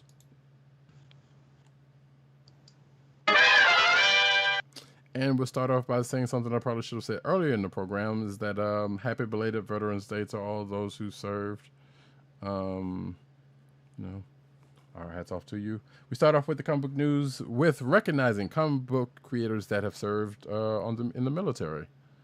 Thanks to this article from Newsrama Games Radar. So apparently there's been a few comic book creators that have served in the military. I believe, though I know most of these probably are already known quantities, like Stan Lee, Larry Hama, Jack Kirby, John Romita, but also a couple of other people, Dick Ayers and Doug Murray. So who was the co-creator of The Nam, which I vaguely remember that book actually. But yeah, so this is just an article, mentioning those folks. Next up, you can meet the Batman who frags in the latest DC Death Metal special. It's out this week. Correct. Dark Knight's Death Metal Infinite Hours Extreme #1. Give us our next Dark Multiverse Batman. And if you picked up on some of the hints, I can tell you that this is a Batman who decided to inject himself with some Zarnian DNA. Gotta love it. Yeah, they are really just blowing this whole thing out for whatever reason, but I guess it's working for somebody. Batman writer excited to bring back Harper and Cullen Rowe. So Scott Snyder and Greg Capullo introduced several characters in their 2011-2015 run on Batman, but most memorable to many are the brother-sister duo of Harper and Cullen Rowe. Harper moonlighted for a time as a superhero under the name Bluebird, but has been conspicuously absent in Batman books for the past few years. But that'll change in this week's Punchline one-shot. It wasn't until we started talking about doing a solo Punchline story that I realized that Punchline is, in a lot of ways, the perfect reflection of Harper Rowe. Batman series writer James Tynion IV said recently in his newsletter. She's another ordinary girl. She's another ordinary kid of Gotham, but rather than her being drawn to the idea of Batman, she was drawn to the idea of Joker. I guess we're talking about Punchline here. And now she's out there trying to spread the Joker's ideology, but we're going to see Harper watch that happen up close, helpless to push back against it. So there you go. Next up, recently released Dan Mora drawn promotional art for DC's upcoming Future State event, which supplants DC's line for 2 months to show a version of the publisher's future, includes its share of surprise characters, one of which it seems is a villain from DC's not-so-distant past, whose presence in the teaser may hint at the nature of Future State's Justice League title. The original version of DC's blah, blah, blah, blah, blah. Yeah, this is from back in the 90s when Grant Morrison reformed the Justice League with Howard Porter. I remember this book. I think I have most of it. The villains that were introduced in that storyline were called the Hyper Clan. They were essentially white Martians, and they may serve a similar purpose in the DC's Future State, with the new Justice League consisting of the protégés and successors of the original Justice League team potentially about to face off against the Hyper Clan. It could mean that the Hyper Clan is going to play a big role in the larger story of Future State Justice League. Okay. So while Agent 70's excitement to get through with the show is apparent, there is an article right before that, which was basically real quickly, DC Nation magazine returns for a Future State special. So yeah, apparently, yeah. So scheduled to debut November 24th, the DC Nation presents. DC Future State magazine will, according to DC, provide insights into what DC Future State is all about. There'll be articles, behind-the-scene artwork, checklists, and more. I guess it's good that they're finding something to do with that DC Nation book, even if it is they're still figuring that out. I don't know, but yeah, that's the thing. If you're curious about it, which I imagine there are some people would be, because just like similar Marvel books, there have been also things that have been found in there that didn't actually come to pass that I'm sure someone would bring up at a later point. But anyway, next up. DC Future State and Generations events are no longer connected. I thought we talked about this already. I guess it's official. Yeah, so since Future State and Generations were announced by DC, it's been confirmed by Newsarama that the two events are no longer connected to one another by name or story. Okay. Still don't believe it, but... Originally, they were going to touch on what's coming with Future State in Generations. This is from Dan Jurgens, one of Generations' writer-artists, but they're detouring from that a bit to focus more on their own story. Okay. But see, so here's the thing about this, though, because according to how that sounds, it made it sound like Generations was going to be first and then it was going to go into Future State, which we did not know about Future State until they said, well, there's not going to be Generations anymore. So I don't know. That seems kind of weird, but maybe there was something that came out about that. Regardless, okay. Speaking of DC Generations, Shattered Forged mystery teammate, a villain, and link to the Dark Knight Returns revealed. So apparently, yeah. So yeah, Newsarama's been talking about Generations Forge #1, which is a book, 80-page book that's coming out in February. That is going to be the companion volume to January's Generations Shattered. And while Forge #1's solicitation copy is brief, it reveals a few unanswered questions regarding the brief event. And I actually thought they killed Generations like outright. So this is also still kind of weird. But anyway, written by Jan Jurgens, Andy Schmidt, and Robert Venditti, the reconstituted version of DC's Generations event that began with a story in Detective Comics 1027 stars a time-displaced team of disparate heroes, including 1939 Batman, Kamandi, Steel, Starfire, Sinestro, Booster Gold, and Dr. Light. I'm pretty sure we've talked about that before. But there's another unnamed hero that is a part of the cast who will play, quote unquote, a key role in the part of the story, and we think serves as a very pleasant, fun surprise for readers. And it sounds like it is Superboy. So, yeah. And if his brief appearance on the cover by Liam Sharp is any indication, it appears to be a teenage Smallville version of Clark Kent, as opposed to Con-El or the current Jonathan Kent. So, there you go. Next. Next up, DC Comics has promoted Marie Javins to editor-in-chief following a restructuring at the company in August that put her as co-editor-in-chief alongside Michelle R. Wells. The move was announced Monday by Daniel Cherry III, Senior Vice President and General Manager of DC Comics, to whom Javins will report. In August, DC Comics had a round of layoffs as Warner Media restructured its businesses.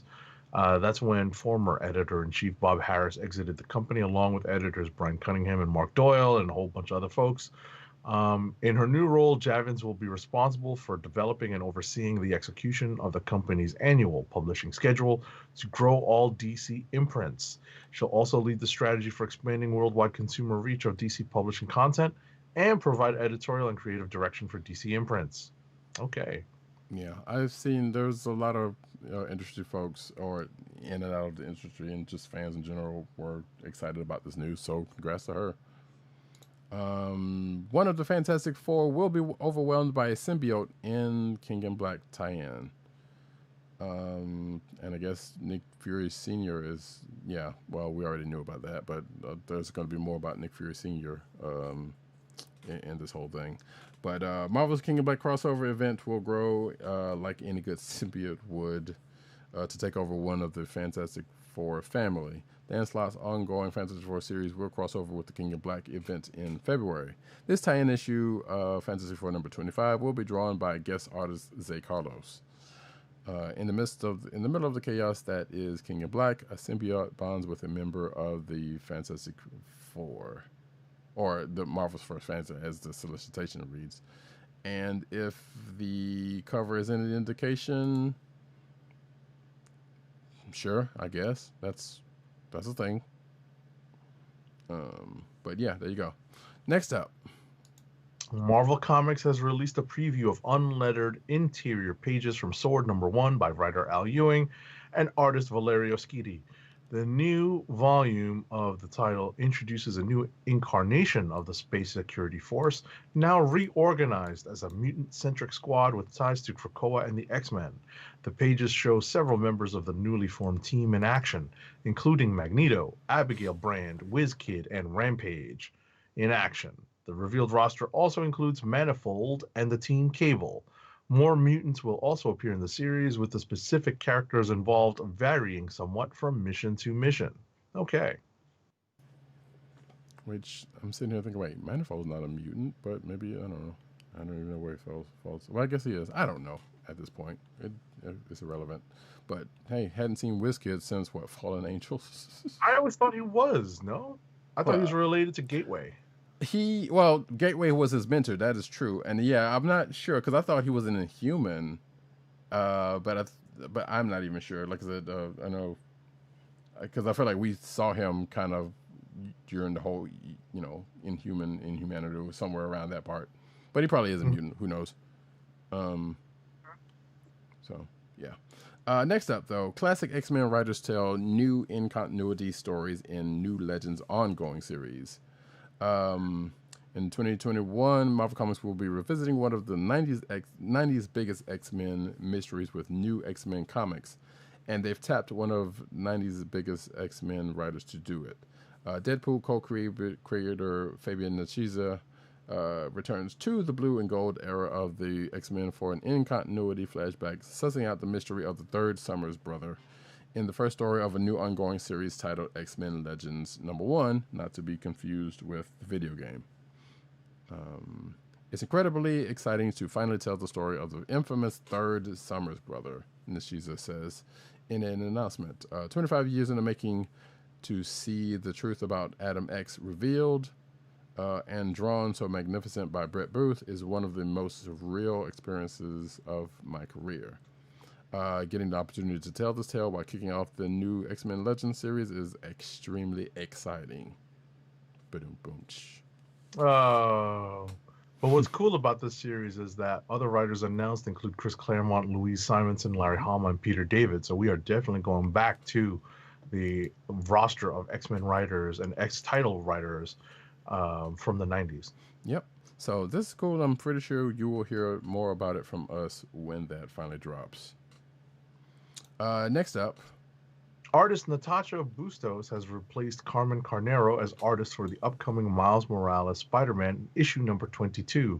This issue is the beginning of a new arc following the current Ultimatum story arc, which Carnero drew a portion of. Good for Natasha. Yeah, indeed. And actually, that first image reminds me of something from Champions and a cosplay I wouldn't mind seeing, but it would probably not play well. Next up, though, Marvel publisher John Nee reportedly let go, and I'm desperately not trying to make a Monty Python reference here, but Marvel Entertainment publisher John Nee has reportedly been let go of the company. The move comes as a part of Disney's cutbacks due to COVID-19 pandemic, which saw many workers furloughed from various divisions officially being let go. Marvel couldn't be reached for comment at the time. So, yeah, that's a thing that happened, and apparently he became publisher in 2018, which means he hadn't been at the job that long. So, sorry to that man. Next up. All right, PlayStation 4 owners looking to upgrade to the PlayStation 5 at some point in the future will no longer have to leave their Marvel's Spider-Man saves behind, as Insomniac has announced that they will support the transfer of progress between the PlayStation 4 and PlayStation 5 releases. Okay. I'm going to add right here that I know there's an article going around about a possible omission from the remaster of Spider-Man that has to do with the Avengers. That sounds like that might not be true, and which is why I didn't put it in the thing, but that's fine. Next, Adidas releases Marvel's Spider-Man Miles Morales Superstar sneaker. So yeah, apparently I think somebody mentioned Miles is going from Jordan to Adidas. Off in the Twitterverse somewhere. But anyway, for the first time, Marvel and Adidas have collaborated to create a sneaker that will be worn by the titular character in Marvel's Spider-Man Miles Morales and will be available for fans in the real world. You can see the picture of the sneaker here. I am not a sneakerhead, but okay. That seems kind of plain to me, but okay. But the Marvel's Spider-Man Miles Morales Superstar, which is the name of the shoe, features striking black and red color blocks along with the Adidas signature 3 stripes. The instantly recognizable shoe has a Spider-Man webbing print on the heel and a PlayStation tag on the laces, along with Miles's on Spider Tag 2. Or as well, as probably should have been a better thing, but whatever. It's available in all sizes, blah, blah, blah, blah, blah. You can also see, if you're watching the video, at the bottom of the shoe. So, which is from in-game. What do you think, Agent 70? I don't know if you're a big sneakerhead, but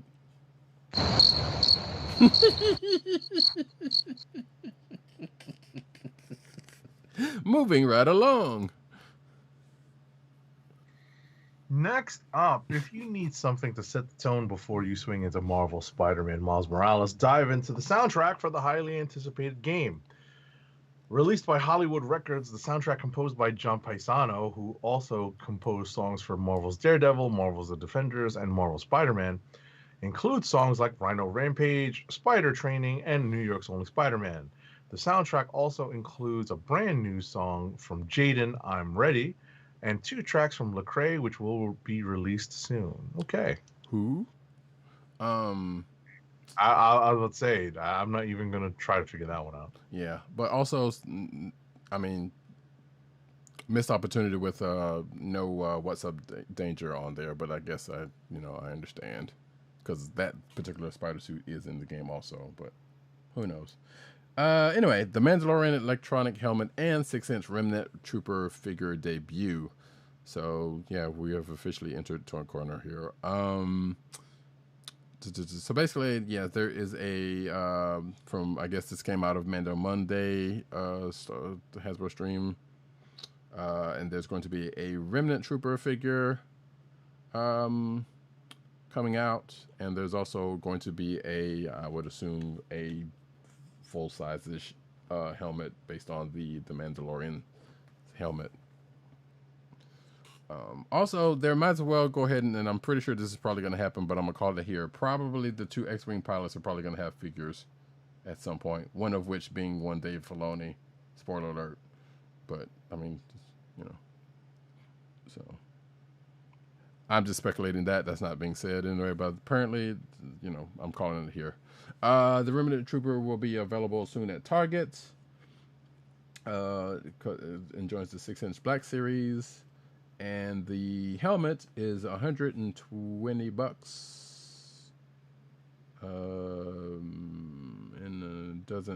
And it's like coming in spring 2021. So there you go. Next. All righty. Oh my gosh. So Lucasfilm has already turned the Mandalorian's eggs, you know, the eggs of the frog lady, into a toy. We're talking again about episode 2 of season 2 of The Mandalorian.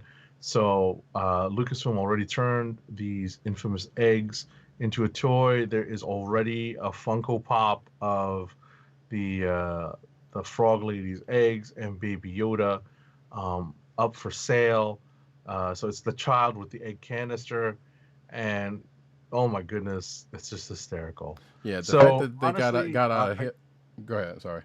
Oh, I was gonna say, you know, just the only thing I would add to our discussion, our brief discussion on this Mandalorian episode, which was just kind of like offbeat, to be honest, was that I had to actually pause it for a second because I got super uncomfortable watching the ice spiders.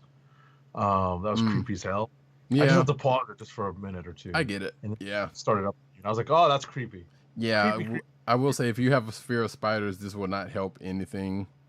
No, not at all. I mean, I don't have a fear of spiders, but it was just really creepy looking. So I just had to click pause and just kind of step away and then come back. Fair. But yeah, and again, like I said earlier, those are seemingly the same spiders that if you've seen Star Wars Rebels, you have seen them at various parts of that show. But yeah, right. They made this. Seeing them in pseudo live action, far creepier. Yeah, like they were far, I guess, for lack of a better word, cuter animated. But yeah, it's a weird thing. But yeah, it's kind of weird that they was like, yeah, you know what, we want to get ahead of this because we kind of dropped it on Baby Yoda in the first place, so we're going full in and just pick this up from this episode, or just pick up this one thing that's off this episode that we figure people were gonna. I don't know if they had that foresight that was like, hey, we know people are gonna be talking about this, so we just went ahead and did this. Anticipated some of the other takes on it, but they definitely anticipated ahead of time that that this would be like a like an accessory type thing, right? You know. So I don't know how to feel about that, but it is what it is, folks. Next up, that's me. Star Wars confirms Yoda recognized R2-D2 on Dagobah. So yeah, there's a new book that's coming out. Oh wait, or is this from? No. Okay, this is from. Sorry.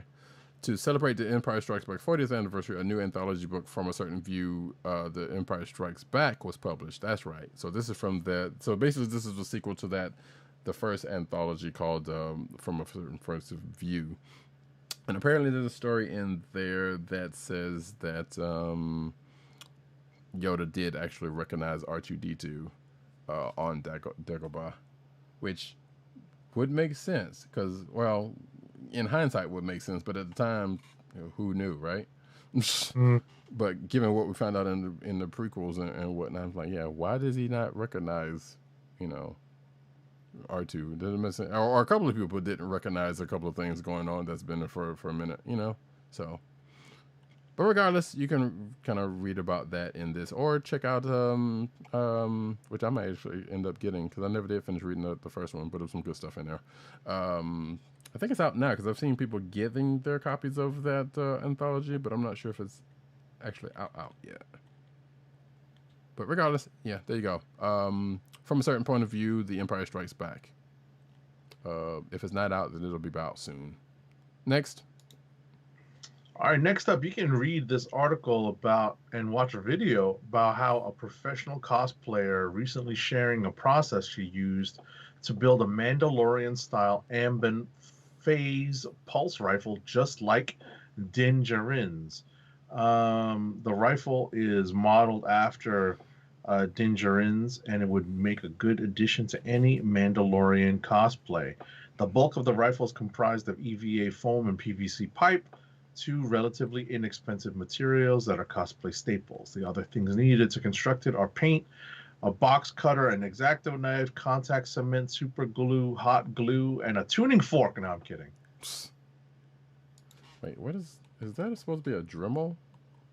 Is there actually a thing as a Dremel? Because I think that's a misspelling. You know what? It doesn't really matter. Yeah, I think that's a misspelling because sometimes that doesn't look like Dremel. Either way, that looks cool. I wouldn't mind one, but I'm not that crafty. Next up, though, Critical Role's Mighty Nine is getting a Dark Horse comic series. Critical Role's Mighty Nine is getting another series from Dark Horse Comics. Critical Role, The Mighty Nine Origins, will explore the backstory of each of the group's 8 main characters. The first issue will be written by Sam Maggs, with line art by Hunter Severin Banyan and color by Kathy LaFans. Oh, it's Kathy Lee, excuse me, sorry. I ran that together. Fans should expect it on June 16th, 2021, according to Dark Horse. So if you are a critter, that will be out for you next year. Next up, Hellboy creator Mike Mignola will enlist co-writer Tom Snigowski, artist Craig Russo, colorist Dave Stewart, and letterer Clem Robbins for Young Hellboy: The Hidden Land, a 4-issue limited series that delves into Hellboy's youth alongside Professor Brutenholm. In this 4-issue series from Dark Horse Comics, Hellboy and Professor Brutenholm are stranded on a strange island after a mishap on their way to a South American dig site, reads Dark Horse's synopsis. Okay. Mike Wazowski. Mile High Comics robbery results in $250,000 in losses and damages. Apparently, a storage trailer owned by Colorado-based Mile High Comics was robbed earlier this year. We may or may not have talked about it. I don't remember, actually. The trailer sat untouched for nearly 4 years and was one of the 7 trailers owned by Mile High Comics that had been parked in a quote-unquote secure lot, according to a statement released by shop owner Chuck Rosansky. Each of the 7 trailers had been broken into, but one was more damaged than the others. This particular trailer was full of pallets of unsorted and overstocked comics and magazines. Tens of thousands of comics stolen and severely damaged from this trailer. Thieves had dumped out the boxes and walked all over them. Wow. According to Rosansky, this theft might have been taking place over a period of either weeks or months. And there's a quote here from him saying that he's the one who has to sort through this mess because he's the only one left in the company who knows what was on those pallets, and as many of them were intentionally stashed by him to quietly age over 30 years ago. Rosansky said in a statement, "Suffice it to say, our losses are looking really, really bad." And apparently the thieves broke into a lot of trailers, least of which they're theirs. So that's kind of crazy. Yikes. Yeah. Next up, though. Alrighty, next up, new on Comixology Unlimited, November 2020. All the comics and manga arriving. Both Marvel Unlimited and DC Universe are expanding their offerings, but those comic streaming services still can't beat the diversity of titles Comixology Unlimited has to offer, as evidenced with the just released November 20th release list. Leading off the pack is a raft of Assassin's Creed comic books from Titan, ahead of the Assassin's Creed Valhalla game being released this month. That's already out, I believe. It is. Now available on Comixology Unlimited are the limited series Assassin's Creed Awakening and Assassin's Creed Locust, as well as the first 9 issues of Assassin's Creed Templars and the first 14 of the main Titan comics title Assassin's Creed, and just more Assassin's Creed coming out of somebody's nose. Indeed. So yeah, check it out. Looks like Comixology Unlimited. It's a pretty good deal for if you're looking for a smattering of stuff from a lot of folks, a lot of publishers. I was going to mention something about something I hadn't read yet. That speaking of something we talked about last week, but we'll probably get to that in the next time that book comes up, I think. Latinx fantasy comic Helm Greycastle, mixes Lord of the Rings with rich, bloody history of Mexico. The sword and sorcery genre of comics is growing, with a new Latinx fantasy series imagining the Aztecs and the Mayans as magic and sword wielding warriors fighting back the Spanish invasion of Mexico. In an upcoming series, Helm Greycastle, Henry Bajaris and writer Ramat M. Handeko, my apologies if I butchered your names, imagine people like themselves represented and empowered in the fantasy world. Quote unquote, I love playing Dungeons and Dragons with my best friends, and I grew up loving Peter Jackson's take on J.R.R. Tolkien's Lord of the Rings. First of all, saying that means that this person's kind of young, and that makes me feel old. But anyway, says Bajaris in the announcement. But I never see people like myself in the fantasy world. I want to show the rich, bloody history of Mexico, and while bringing Latinx characters into the fantasy realm. So this is cool. And I might actually end up checking this out. It is scheduled to debut this February. It is a one-shot that follows a mercenary who is hired to overthrow Montezuma III, who took over Mexico after successfully turning back the Spanish conquistadors thanks to their magical abilities. And there is a preview on this here article if you are so interested in that. And you'll find that article in the show notes.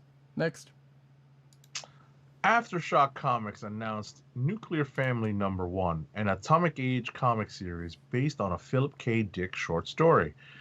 This new Atomic Age post-apocalyptic series is based on Philip K. Dick's Breakfast at Twilight short story.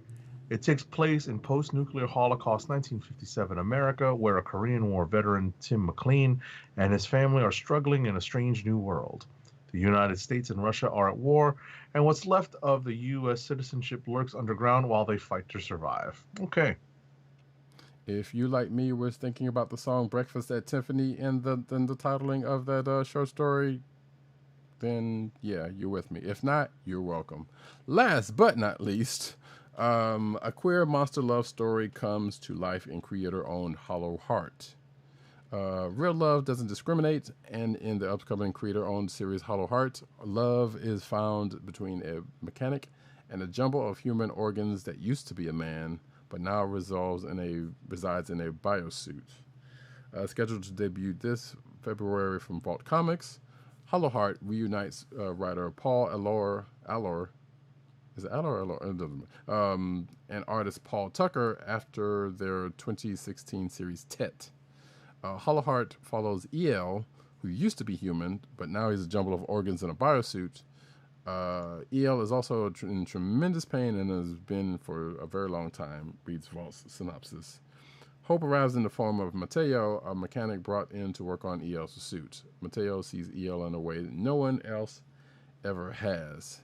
And what's more, excuse me, Mateo offers El an escape. So I believe, as this article postulates, that this is something for fans of A Shape of Water, because it sounds like something like it.